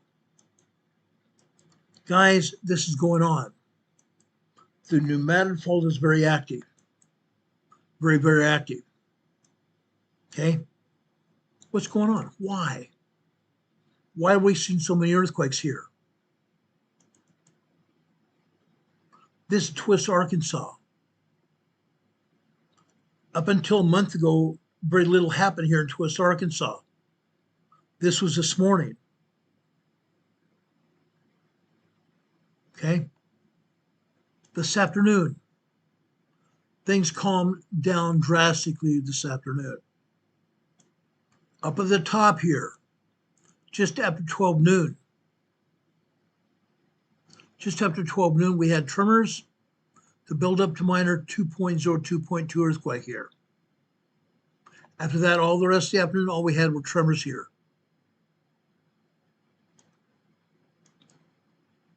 Okay. Let's drop further south to Tyrons, Arkansas. Look at this. Up at the top here on the left-hand side, we have 12 midnight. All we have here are tremors and microquakes until approximately 1:44 this morning. Then we started having tremors. We have all kinds of tremors. All kinds of tremors here until after 8 a.m. Actually, after 6 a.m. on this black line here. This is the 2.7 earthquake here. Then we have more tremors here. Then we drop down here to 9:13 a.m. this morning here on the black line here. 9 a.m. this morning on the black line here. Over here on the right-hand side, 9:13 a.m. This is a 2.9, 3.0 earthquake. Yeah. Craziness, guys. Then at 9:55 a.m. this morning on the green line. 9:55 a.m. this morning on the green line. Before that, about 9:53, 9:54, what do we have? Tremors and minor earthquakes. 9:55, we have a 3.0 earthquake again. That dies off to tremors again. What happens again at 10 a.m.? Just after 10 a.m., another 3.0 earthquake on the black line. Then about 10:10 this morning, 10:09, 10:10 this morning, 2.8, 2.9 earthquake. Then we drop down to 10:15. This is a 2.8 earthquake here, minor earthquake. Then we have tremors again until we get over here to the right-hand side. 10:43, another 3.0 earthquake. 10:30 on the blue line, we have more minor earthquakes. 11:12 a.m. this morning on the black line on the right-hand side. Lower right-hand side, minor earthquakes again. 11:30, we have a 1.9 tremor. 11:33, 2.7, 2.8 earthquake. Further down that blue line, we have another tremor here. Another minor earthquake at 10:40 or 11:43 a.m. this morning. A minute and a half later, we have a 2.9, 3.0 earthquake again on the blue line. On the next green line, the final green line on the bottom left, another minor 2.7, 2.8 earthquake. 11:02 a.m. this morning. Then we have a dozen tremors after that. Actually, I should say a dozen, quite a few tremors after that, almost nonstop. 1.0, 1.2, 1.3, 1.4 tremors. Then over here on the far right, right before 12 noon. Right before 12 noon in Tyrons, Arkansas. Another 3.0 earthquake.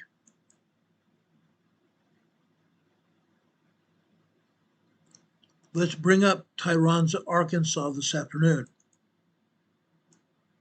Look at this. Quite quickly, that 3.0 earthquake turned into minor tremors here. Then at 1, 2, 3, 4 minutes out later, another 2.6 earthquake. At 12:16 this morning 12:16 this afternoon on the next red line. 2.8, 2.9 earthquake. After 1:20 this afternoon on the red line left center, we have multiple 3.0 earthquakes here, nearly back to back. The next 3.0 earthquake happened after 2:46 p.m. this afternoon. 3.0 earthquake. Then another 2:48, 2:49 p.m. this afternoon. Then what happens after 3:14 this afternoon on the right-hand side? 3:14 this afternoon, we have another 3.0 earthquake here. Tyronza, Arkansas. This is southern Arkansas along the New Madrid Fault on the west side of the fault. The New Madrid Fault is moving all over the place.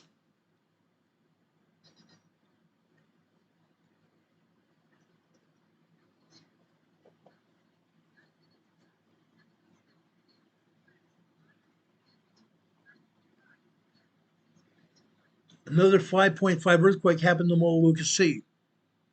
And I see that Heather, Demon Catman, has said that had a 7.2 at first, was upgraded to 7.8. That is a very major earthquake in the Molucca Sea, north central Indonesia. Major earthquake in the northern Molucca Sea, north central Indonesia. Unreal, guys. Now, they just had another 5 points over there just a minute ago.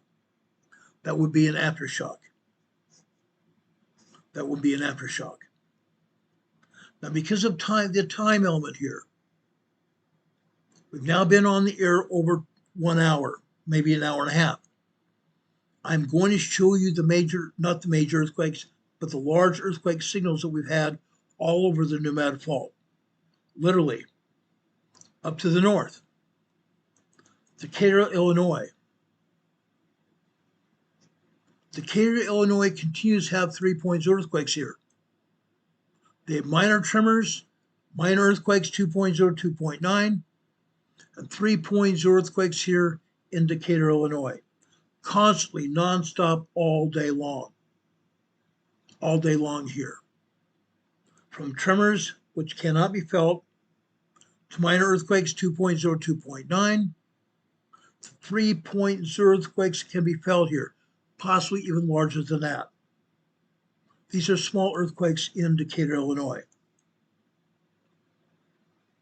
Decatur, Illinois this afternoon, the same thing happens. Look at that. All up and down the New Madrid Fault. Linda Covington is asking, is this fake or real? It's real. This is absolutely real, guys. Sharon is saying that we've had another 5.1 large earthquake over off Japan, east of Aomori Prefecture in Japan. 7:55 a.m. Japanese time. Unreal. Unreal. Now, guys, I'm going to take this down for just a few minutes. Take this down for just a few minutes here of the New Madrid earthquakes. I'm not going to stop until I've shown you all these large earthquakes here on the New Madrid Fault, because it's happening.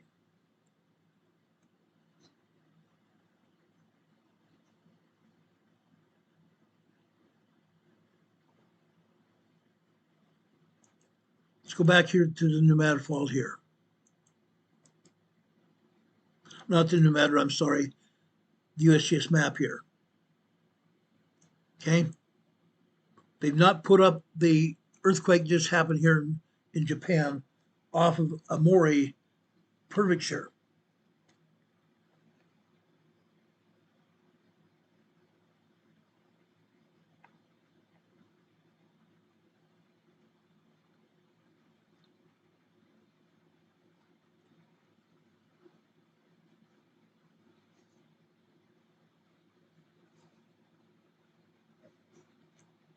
Hold on a second. I'm going to show this to you.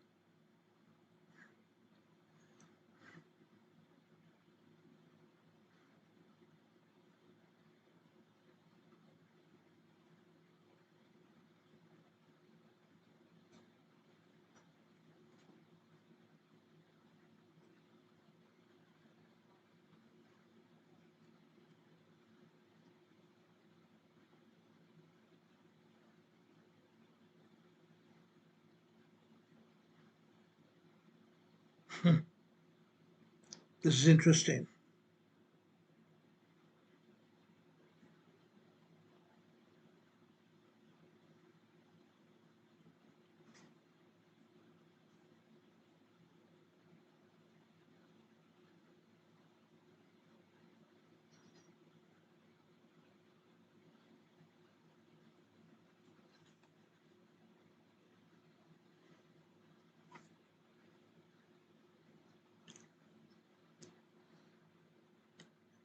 Another 5.2 earthquake in the North Molucca Sea just a minute ago.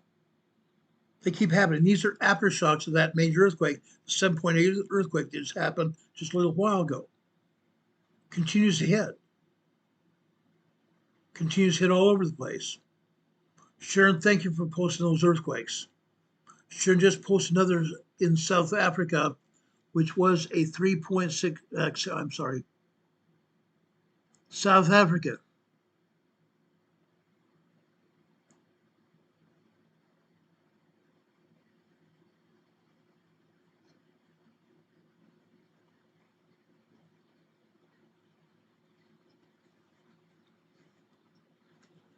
.6 earthquake in Tanzania, South Africa. 3.6 more earthquake. USGS still's not posted that earthquake in Japan. This happened a little bit ago.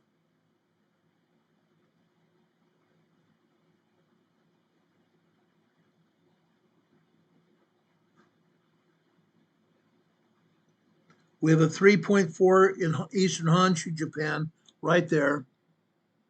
3.4 earthquake right there. Just to the east of there, this is a 4.9 earthquake here we talked about earlier. That's a 4.9 earthquake right there. We talked about that north of Tokyo earlier when we first came on the air.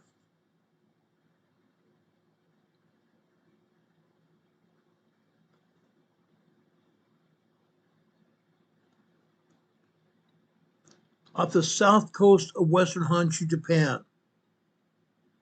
Here's a 3.0 earthquake right there. Like I said, USGS isn't posting these. They're not going to. Then right here, this is a 3.2 earthquake. Near the south coast of western Honshu. 3.0 earthquake right there.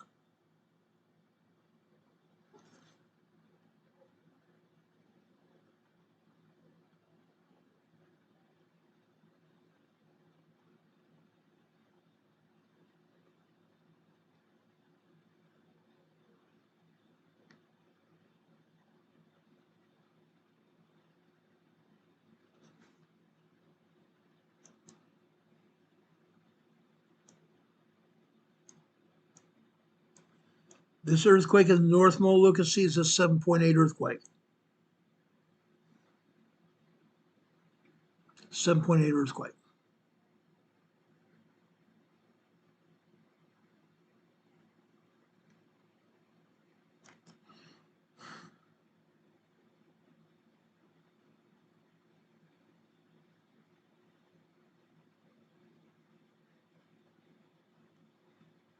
Yes, Linda Covington, I know all about Seven Burns. Yes, he's a great resource for solar activity. Also, underneath this video today in our program description, we have a link to Mark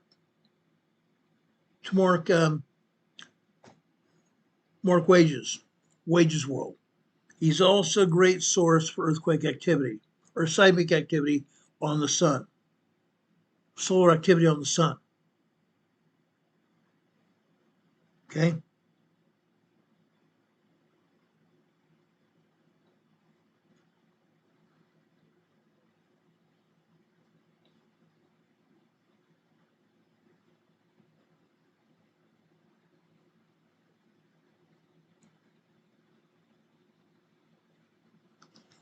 Again, a 3.6 down here in South Africa.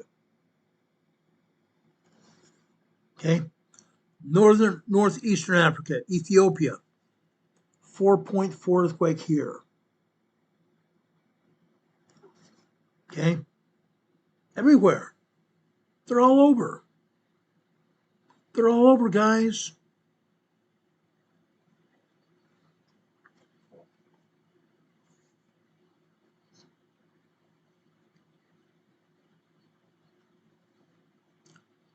The 5.0 earthquake aftershock that happened in the North Molucca Sea has been upgraded to 5.4 earthquake.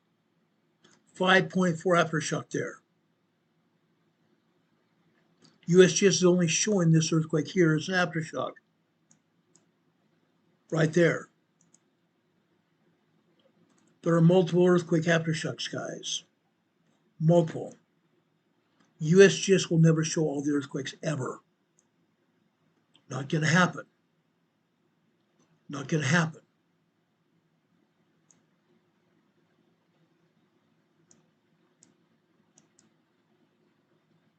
This is a 5.5 here. This is a 7.8.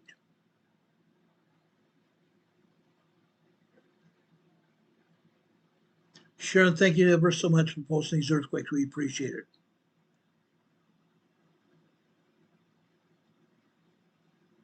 Do we have any questions so far about what we talked about?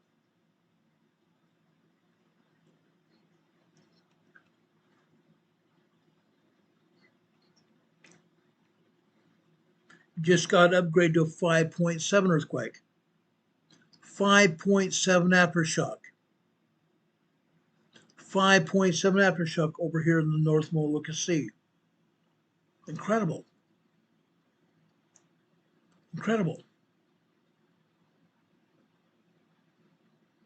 Anyway, let's go back here to the New Madrid Falls again.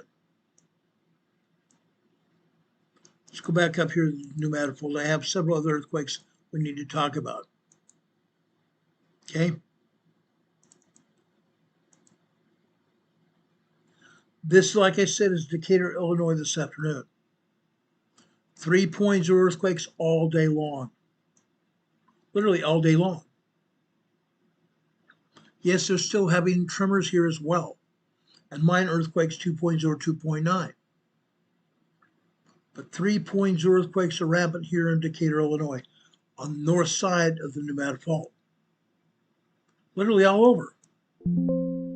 They're not stopping.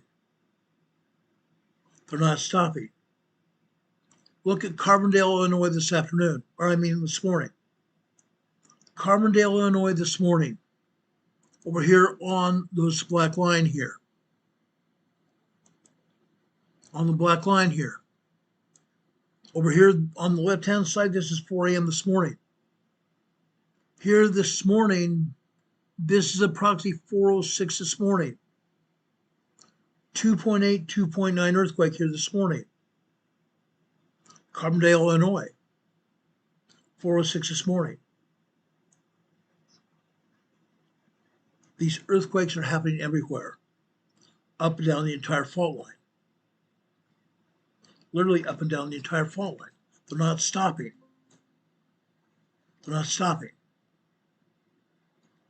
I've shown you Illinois. I've shown you Louisiana. I've shown you Arkansas. Let's go north to Missouri now. Barker Cemetery, Missouri. Look at this. This morning, guys, look what didn't happen this morning. Up in the top left-hand corner would be 12 midnight. They didn't show any earthquakes here. Not a thing. They turned the seismograph off. They turned the seismograph off until approximately 7:29 a.m. this morning. Turned it off. After that, at 7:30, we have 1 or 2 1.2 tremors here. They turned it off again for 3.5 minutes. Then we had a 1.0 tremor. Then we have miscellaneous garbage here.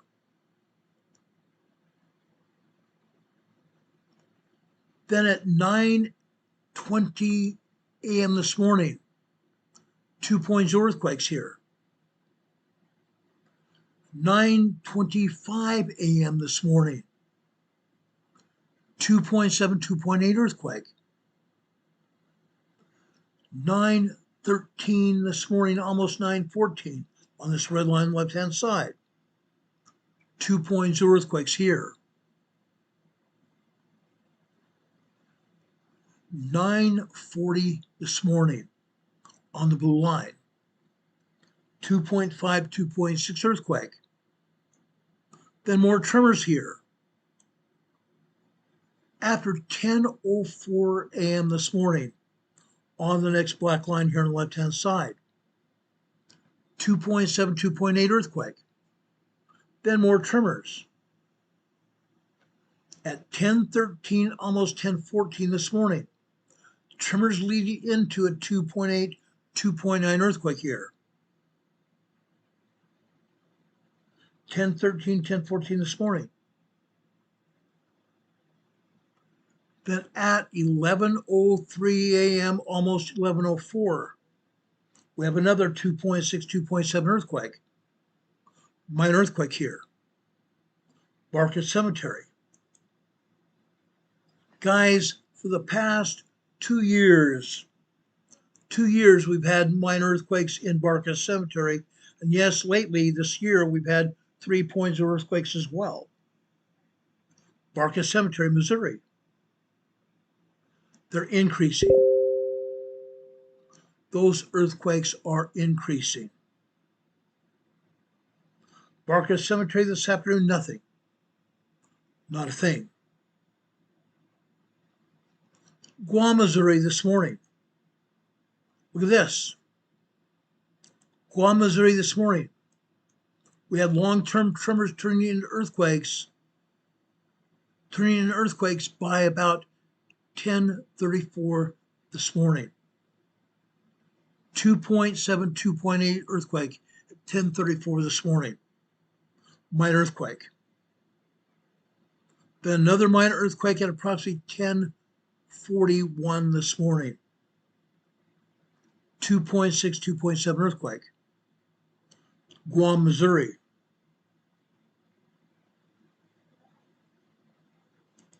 Guam, Missouri this afternoon, nothing but tremors. Long duration tremor activity. Guess what? It didn't stop. Kewanee, Missouri here. Up at the top left-hand side, all we have are microquakes at all. Then suddenly, after 2 a.m. this morning, we had a bunch of tremors turning into minor earthquakes here. By 2:07 this morning, we had 2.0, 2.2, 2.3, 2.4 earthquakes here. 2.5 earthquakes. Then all of a sudden it degraded into minor tremors. Then we had microquakes and tremors again for another 4 or 5 hours until we got down here until after 8 a.m. this morning. 8 a.m. this morning here. Look what happens here. 8 I want to say 1, 2, 3, 4, 8:49 this morning on the green line. 3 points earthquakes here. Actually, I'm sorry, that was 6:49 this morning. 3 points earthquakes here. Going over to the right, 2.2 earthquake. That's far enough over here to 6:59 a.m. this morning. More 3.0 small activity here. After 7 a.m. this morning, 7:15, almost 7:17. 3.2, 3.3 earthquake again. More small earthquake activity after that. Then we jump down here to after 11 a.m. this morning. Over to the right. 11 a.m. this morning on the black line. Bottom left, bottom right black line. We have minor earthquakes, 2.7, 2.8. Then 2:56 a.m. this morning. Or no, sorry, not 2:56. 2:50 or 2:11 a.m. this morning. 3 points earthquake on the black line. 11:11 a.m. this morning on the black line. Now, then we have some more minor earthquakes. Then, after 11:17 this morning, a 3.3 earthquake here, Kewanee, Missouri. A minute later, we had another 3 points earthquake. 5 minutes later, we have another 2.8, 2.9. A little less than a minute later, we have another 3 points earthquake again. And then more minor earthquakes, 2.0, 2.8. 11:31 this morning on the blue line. 2.7, 2.8 earthquake here. That dissolves, but that's just tiny tremors here. Again. Kewanee, Missouri this afternoon.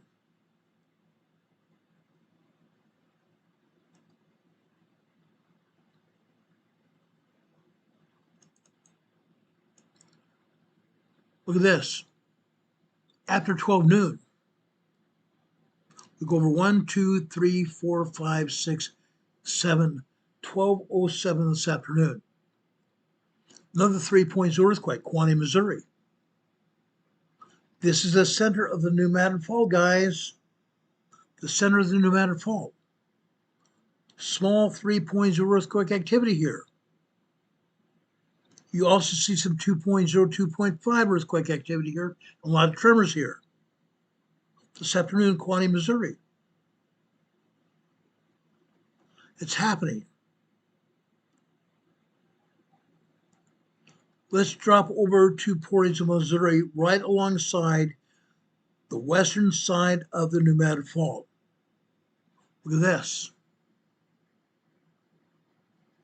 After 1:57 a.m. this morning, 3.0 earthquakes here, possibly even 3.3 earthquake activity. Look what happened here. They cut off the bottom of the top of this sequence here. Right here alone, we have 3 points earthquakes because they cut off the bottom and the top. These are at least 3.3 earthquake activity here. Early this morning here, Portersville, Missouri. Then what the heck happened at 3:43 this morning? 3:43 this morning on the blue line on the right-hand side. 2.7, 2.8 activity. And with a matter of seconds, 3 points earthquake happening. 3.0 small earthquake happening. Then back to big minor earthquakes, 2.8, 2.9 earthquakes. The sequence didn't stop. It continued here at 3:45 this morning through 3:46. 3.0, 3.3, possibly even 3.5 earthquakes here this morning. Portisville, Missouri. That's big time. People live here in Portisville, Missouri. They got woken up by 3.3, 3.5 earthquakes here in Portisville, Missouri early this morning. Then what happens here? We have more tremors and more minor earthquakes? Yes. Then after 6:50 this morning, 6:54 this morning, 3.5 earthquake again. Multiple 3.5s back to back. Then just over a minute later, another 3.0, 3.3. Yeah. We have all kinds of tremors and minor earthquakes again. 9:44 this morning on the next red line on the right-hand side. 9:30, all we have are tremors and minor earthquakes here again. Then what happens after 10:30 this morning? 10:40 this morning, 3.3 earthquake again. Over here at 10:42 a.m. this morning, another 3.0 earthquake. Okay. Then we drop down here after 11 a.m. On the black line, we don't see much of anything happening, but we don't know exactly because the black line is covered by subsequent earthquakes after that. We drop down to 11:15. After 11:15, 11:16, we have minor earthquakes. 2.0, 2.5, 2.7, 2.8 earthquakes. Then, after 11:45 on the left-hand side of the green line, we have minor earthquakes turning into 3.0 earthquakes here, all the next 15 minute time period. All during the next 15-minute time period. 11:45 until 12 noon. 11:55 to 12 noon. Portisville, Missouri. Guess what? It didn't stop. It didn't stop. What could happen here this afternoon? Starting out at 12 noon on the left-hand side top, we had at least 2.0 large earthquakes, and we can't see the top of them because they were off the graph. Down here at 12:15 on the next red line, those earthquakes are also off the graph here. On the next blue line, 12:30 on the next blue line. 12:32, we have another earthquake off the graph here. Probably a 3.3, 3.5 earthquake here. Portisville, Missouri. All the way over here from 12:30 to 12:45 on the blue line, we have minor earthquakes and 3.0 plus earthquakes here. Possibly all the way up to 3.5 small earthquakes here. Portisville, Missouri this afternoon. On the green line, it appears we just have minor earthquakes, 2.0 to 2.8. Then at 1:15, 1:15 here on the next red line. Minor earthquakes up to 2.8, 2.9 here. 1:30 on the blue line.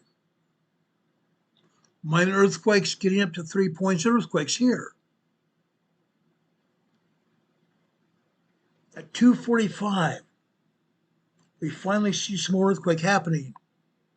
Before that, it's tremors and minor earthquakes. At 2:47, 2:47 in the afternoon, today, 2.4, 2.5 earthquakes, turning into another 3.0 sequence. The 3.0 sequence happened just after 247, lasting until 249. Lasting until 249 on the green line here this afternoon. Then over here on the blue line after 3:30, at 3:41 p.m. this afternoon on the blue line, 2.8, 2.9 earthquake here. Then we drop down here to 4 p.m., 4:30 p.m. on this next blue line. We come over 1, 2, 3, 4 minutes later. Right before 4:04 this afternoon, 2.5, 2.6 earthquake, building up to 3.0 earthquake activity here. 3.0 small earthquakes here. That is cut off at the top and the bottom here. This earthquake sequence is cut off in the top and the bottom. These are probably at least 3.3 earthquakes here. 3.3 small earthquakes here in Portisville, Missouri. Crazy, isn't it? It certainly is. Certainly is. Doesn't stop. St. John's Bayou, Missouri this morning. Look at this. At midnight, at the top black line, microquakes, minor 1.0, 1.1 tremors here. That's all. That's all. Until we get after here, after 7:30 this morning on the left-hand side, on the blue line. We have tremors for about 3 or 4 minutes. Then we have some minor earthquakes again. 2.6, 2.7 earthquakes. Then they drop down to minor tremors again. Till we get over here on the right-hand side. This time, this is 7:41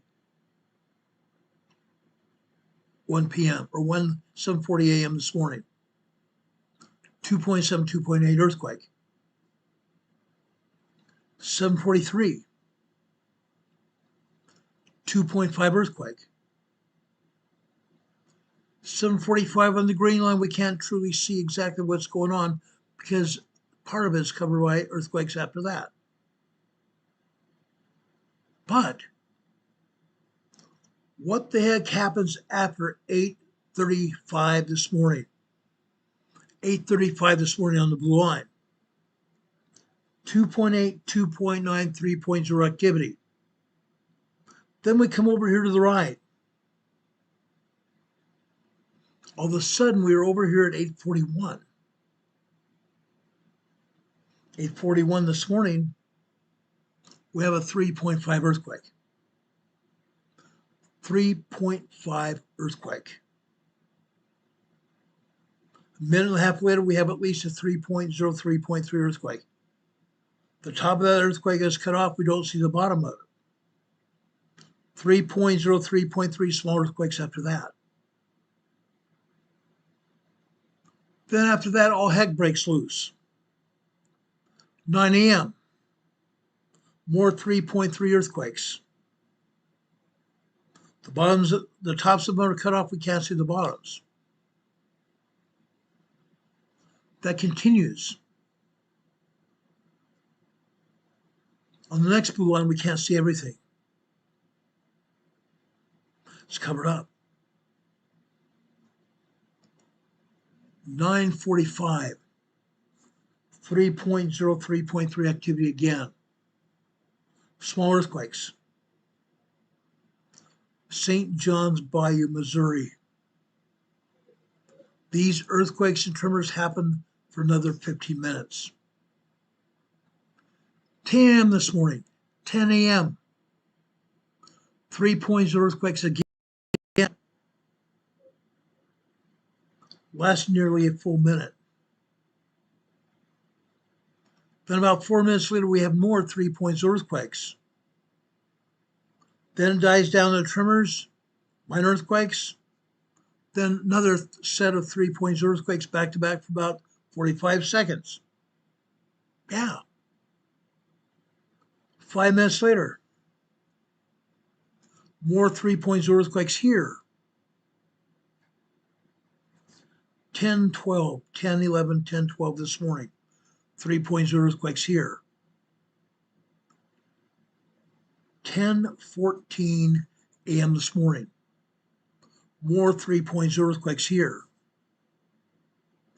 10:15 we have tremors and minor earthquakes and 3.0 earthquakes here. After about 10:18, 10:19 this morning. These happen again for the next 15 minutes off and on. Tremors and 3.0 earthquakes.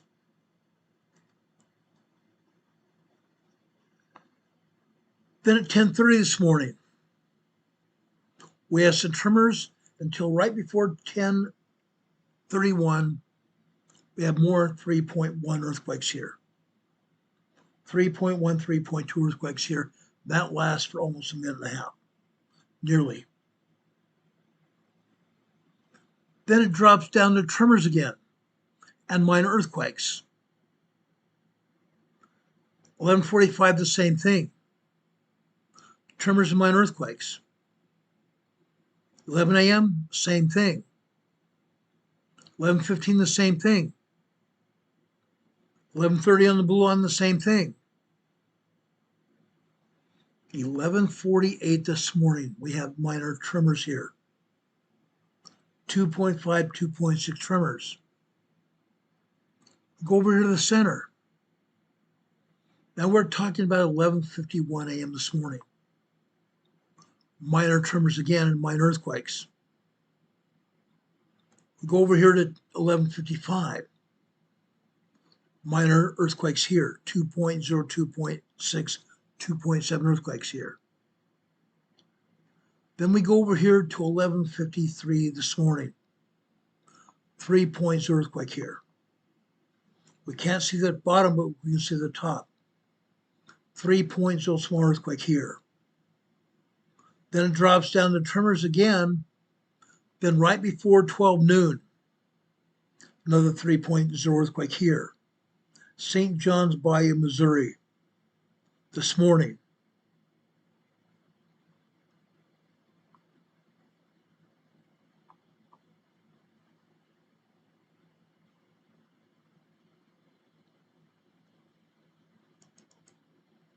St. John's Bayou this afternoon, look at this. This 3.0, 3.5 activity continues literally off and on all afternoon. How would you like to live here in St. John's, Missouri? St. John's Bayou. Earthquake shaking underneath your feet. That's got to be jarring, no pun intended. You can't hardly stand up when we have 3.5 earthquakes. The ground is moving. Your floors are moving. Your furniture is moving. That's what's happening here in Missouri on the Nomad Fault. As I've said here before, and I'm saying it again, we're seeing major movement on the Nomad Fault. Not major earthquakes, but major movement. 3.0, 3.5 earthquakes here on the Nomad Fault.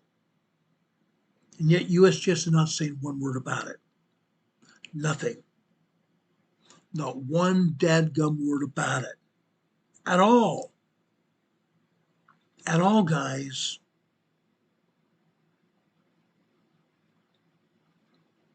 Let's look at Ridgely, Tennessee.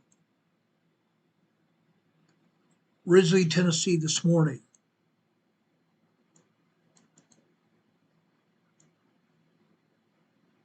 Okay, up here at the top. Over on the left-hand side on the red line, we have 12:15. Come over here to the right, 1, 2, 3, 4, 5, 6 minutes later. Right before 12:20 this morning, 12:19 this morning, we have a 2.6, 2.7 earthquake. This morning. Nobody can feel it. It's a minor tremor, minor earthquake. minor 2.0 earthquake, 2.9 earthquake. Then all we can see are tremors here. All the rest of the morning. Microquakes and tremors here. Ridgely, Tennessee this morning. How about Ridgely, Tennessee this afternoon? More tremors here all afternoon long. How about Tiptonville, Tennessee? Tiptonville, Tennessee this morning. Microquakes and tremors here until later this morning. Later this morning. 8:30 this morning, tiny tremors here. We come over here to 9:15, tremors. 9:30 on the next blue line, tremors build into 2.6 earthquake. Tremors build into 2.6 earthquake, and then tremors after that. Tiptonville, Tennessee. Tiptonville, Tennessee this afternoon. Nothing. Nothing. Let's go over to the southern east side of Tennessee. The southeast side of Tennessee. We're talking about Miston, Tennessee, Miston, Tennessee. This is the southeast side of Tennessee in the East Tennessee seismic zone, the southern end of the Eastern Continental Divide. The southern end of the Eastern Continental Divide. All morning long we have tremors until later this morning. Later this morning. Even after 11:15, more tremors. Then we get over here to 11:24 a.m. this morning. All of a sudden, 3.3 earthquakes here in Miston, Tennessee. Then it drops down to tremors again. The 3.0 activity lasts about 20 seconds. Drops down to tremors again for another minute and a half. Then another 3.0 earthquake again.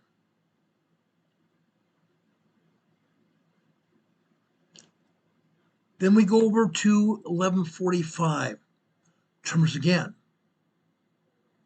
11:48, 2.7, 2.8 earthquake. That lasts about 45 seconds. Drops down to tremors again.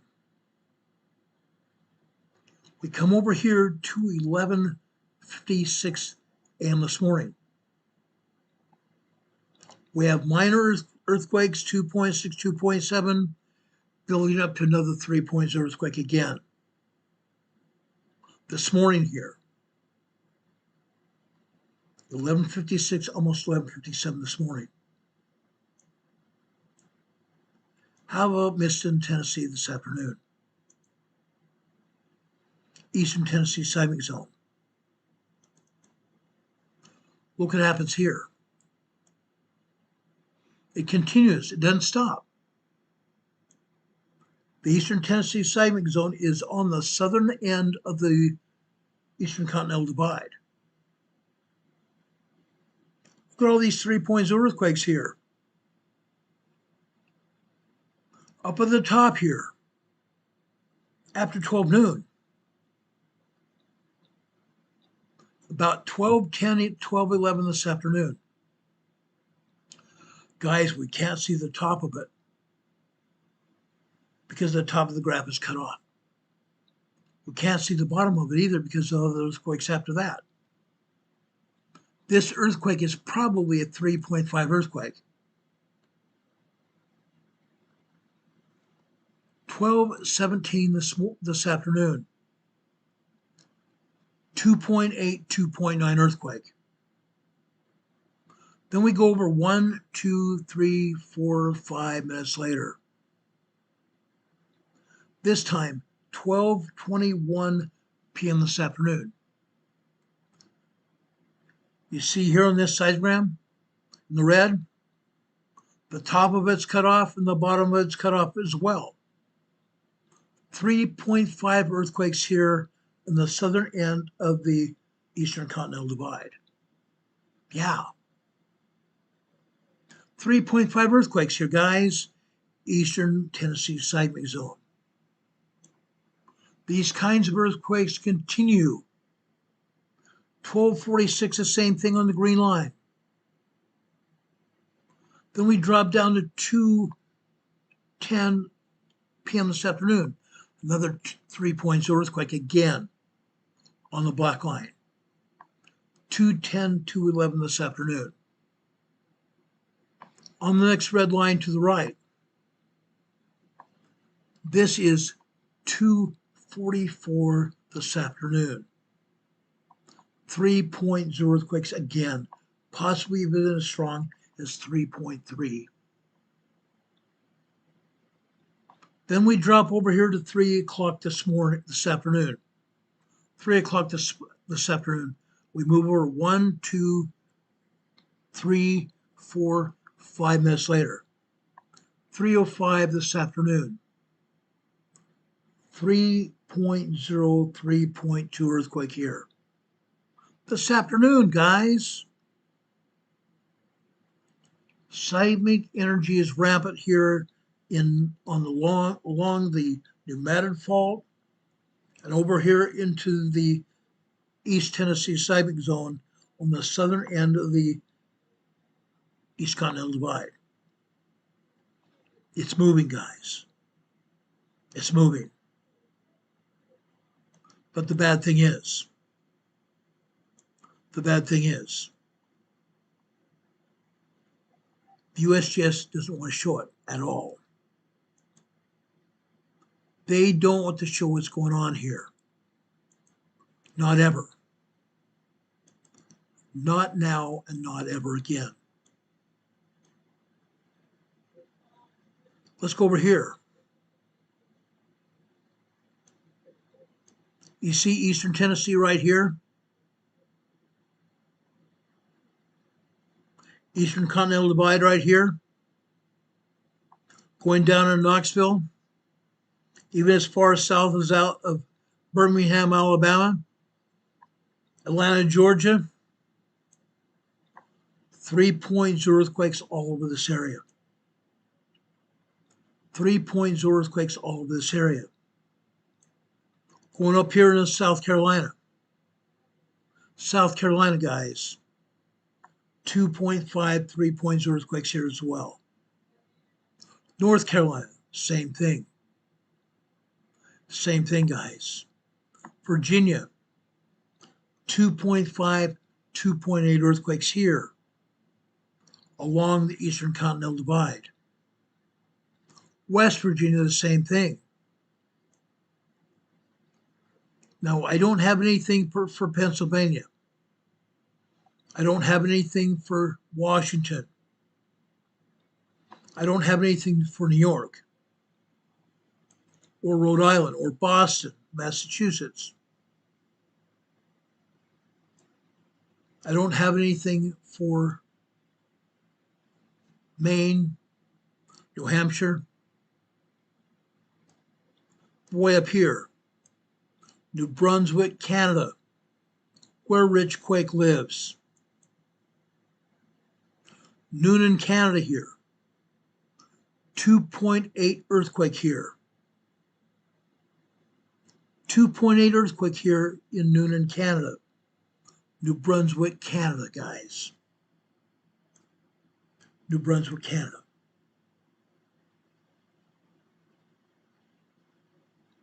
Earthquakes are happening.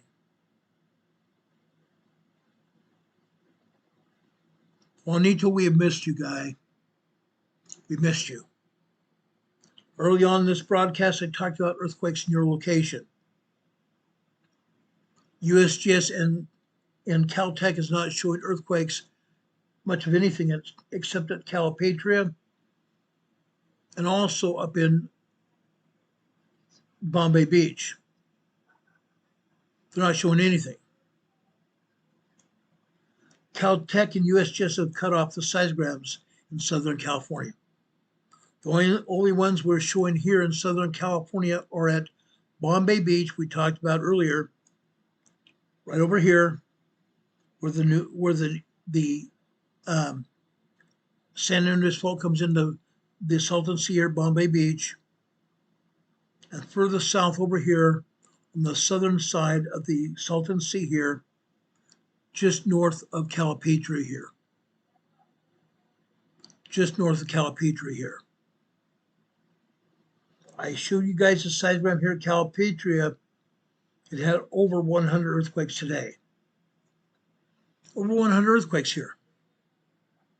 That's insanity, guys. That's insanity.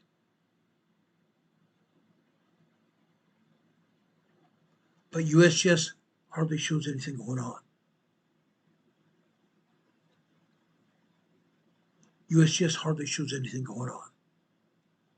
That's a travesty. It's a lie. It's an out-and-out, barefaced lie. I've shown you earthquakes everywhere today. Everywhere. Over here in Texas. These are oil and gas fracking earthquakes. Oil and gas fracking earthquakes. Unreal. The one thing I failed to mention, over here in Utah. We have a huge swarm of earthquakes here. This swarm of earthquakes in southwestern Utah is along the Black Rock Desert volcano. Along the Black Rock Desert volcano. That's why they're having earthquakes. It's interesting though. These earthquakes are east of a geothermal facility here. Earthquakes are east of the geothermal facility here. Now guys, what happens here at the geothermal facility? Men have drilled into the upper magma chambers of the volcano here. They drilled in the upper magma chambers of the volcano, but what else have we seen here? What else have we seen here? Windmills. This is also a windmill farm here. We've often seen earthquakes at the windmill farms as well. But in this case, this is along the Black Rock Desert volcano, where men have drilled into the upper magma chambers of the volcano to obtain steam, to power turbines, to generate electricity here. That's what's going on here in Utah.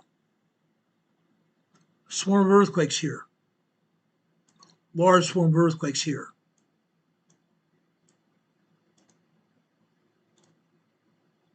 Unreal. Unreal. The largest earthquake here is a 2.7, 2.8 earthquake. The smallest is a 1.0 tremor here.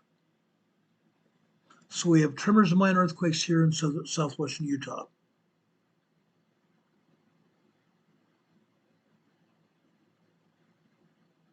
Unreal. Near the Black Rock Desert volcano. Years ago, guys, about 8 or 9 years ago, I was at the Black Rock Desert volcano. I was splitting shale there, splitting shale from the volcano. I've got numerous specimens of trilobites, ancient insects that roamed the earth, ancient insects that roamed the earth at the time. The trilobites left images in the shale. I've got numerous specimens from that era, from the Black Rock Desert volcano. Earthquakes are happening all over this area, guys. They're happening all over this area. Not going to stop. Not going to stop. Southeast of Las Vegas, Boulder Dam, Boulder City, Nevada. This is the 1.6 tremor here. Boulder Dam, Boulder City, Nevada. Craziness, guys. Craziness. Right here. Notice where this is at. Ludlow, California. 3.94 points of earthquakes here. 26 kilometers west-northwest of Ludlow, California. 3.9 earthquake, 1.5 tremor, 1.9 2.0, 3.2 earthquake. And down here is south is 0.5 microquake. Interesting.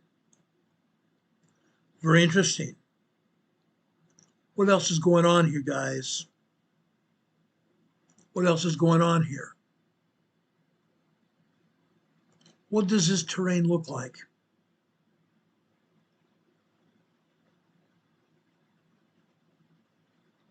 What does some of this terrain look like? Volcanic vents. I can't go any closer to that. We have a small crater on the side of this mountain here. A volcanic vent here. Ludlow, California.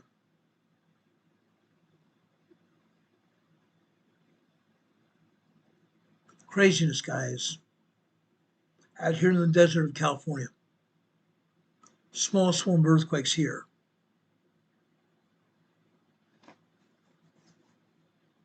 Earthquakes everywhere, guys. Earthquakes literally everywhere. Do we have anybody that has any questions for me?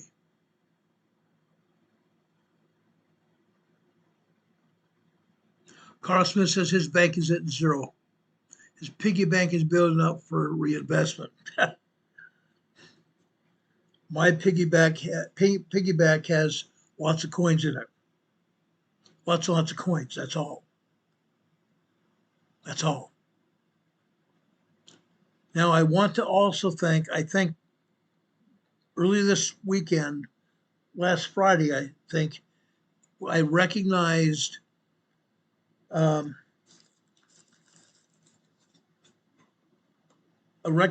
of our family members that gave us a donation on Sunday, yesterday, or not Sunday, yesterday, Wednesday or Tuesday. We got a donation from Donna Gregory. We appreciate that as well. A PayPal donation. PayPal donation. Guys, yes, you can give us PayPal donations on this channel. At the bottom of this video here, that's scrolling across the bottom of your screen, we have 2 PayPal and a Venmo location. The Venmo still doesn't work, and I'm about to take it down. But we have 2 PayPal locations where you can still offer us donations to our program to help keep this program in the air. We appreciate that. Also below that, you have our email address scrolling across the bottom of your screen. RLT NSPD EMA @gmail.com. You see our post office box, 504 Bethel Road, box 401. Morganton, North Carolina, zip code here is 28655. Send us letters and cards there. We'd appreciate that a lot. A ton. We don't get many cards and letters. Got one card from one of our family members from Nebraska. We appreciate that. That was on Friday. Carolina really appreciate cards and letters. Inside your card and letter, if you write us a letter, inside the card or letter, you can insert cash or a check. The same thing with your card. Insert a card or cash, a check, a card or cash, and insert that and send them to our mailing address. Again, 504 Bethel Road, Box 401, Morganton, North Carolina. This zip code here is 28655. Now, as I've been doing for the past almost 2 weeks now, almost 2 weeks, we've been giving you an Easter message. The Savior went into the Garden of Gethsemane. Wednesday night into Thursday, praying in the Garden of Gethsemane. One of his disciples, Judas Iscariot, betrayed him for 30 pieces of silver. 30 pieces of silver.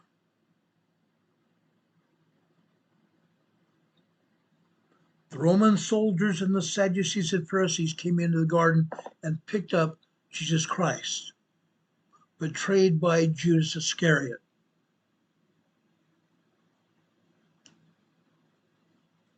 That led to what happened on Thursday. Tremendous pain. Tremendous pain, guys. I can only think of the pain that he went through. I can only think of the pain he went through. Judas Iscariot conspired to the Sanhedrin to betray Jesus Christ for 30 pieces of silver.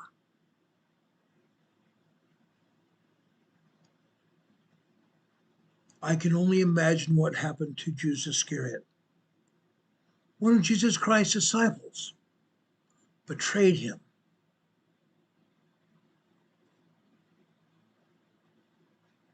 Unreal.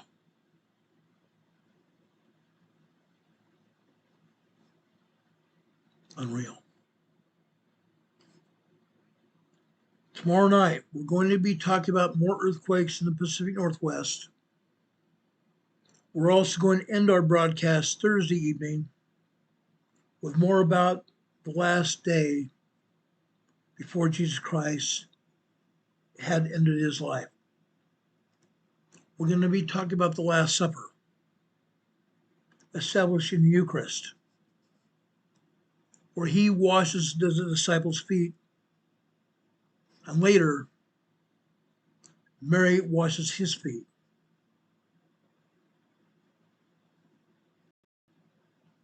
Unreal. So please join us here tomorrow evening, where we talk more about the Cascadia earthquake fault zone, where we talk more about the last days of Jesus Christ's life. This poem I've said here for the past almost 2 weeks, written by Richard Paul Evans, a great author. Oh Lord, if I could just borrow just one breath from the night you walked the garden alone, not to ask for miracles, not to beg without proof, but to feel what it was like to be enough, just enough, without the weight of tomorrow's promises. If you answered, I'd probably cry, not because it hurt, but because I finally stopped pretending. I knew how to carry it all. So keep the stars, keep the thunder. Just let me sit here in the dark and believe you're still listening. Richard Paul Evans wrote that 2 weeks ago. I've shared that with you ever since.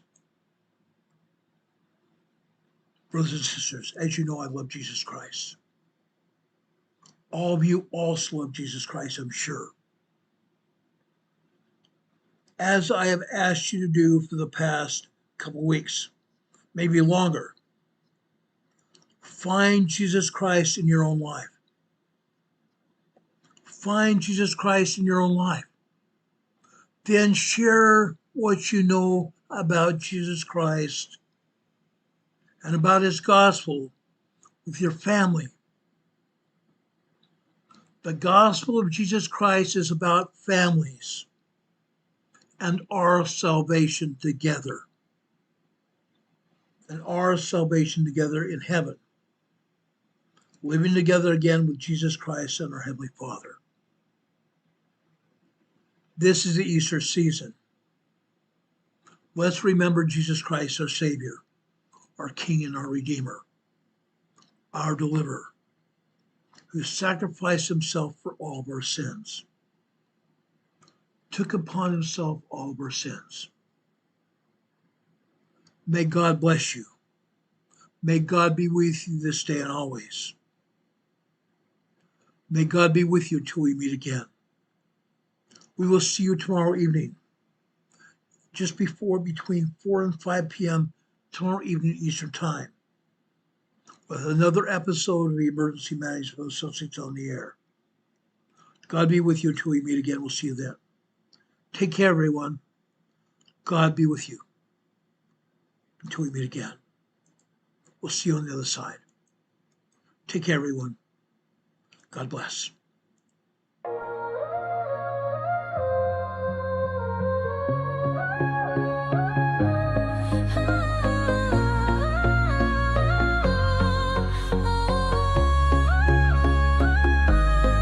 Here at Emergency Management Associates, we're dedicated and true. Bringing you the essential knowledge, helping you see things through. From disaster preparedness to navigating recovery's embrace, we're here to guide you in every unpredictable time and place. We break down the complex, make it easy to grasp and absorb, sharing strategies for safety, the vital lessons you can't afford to hoard. So thank you for watching, and thank you so much for your sub. You're a key part of our growing family, a member of our knowledge club. With every like, every share, and every comment you send our way, our critical message spreads further, helping more people every single day. Together we're stronger and more prepared. That's the truth we all abide. You help us build resilience with nowhere for uncertainty to hide. Your engagement truly inspires us. Your feedback acts as a guiding light, helping us continually grow and making our channel's future bright. We're always learning, always striving to be better. Bring you the most up-to-date information, no matter the weather. Emergency Management Associates is here for you now and forever, it's true. Keep watching, keep learning, because we truly appreciate all that you do. Thank you. And right here.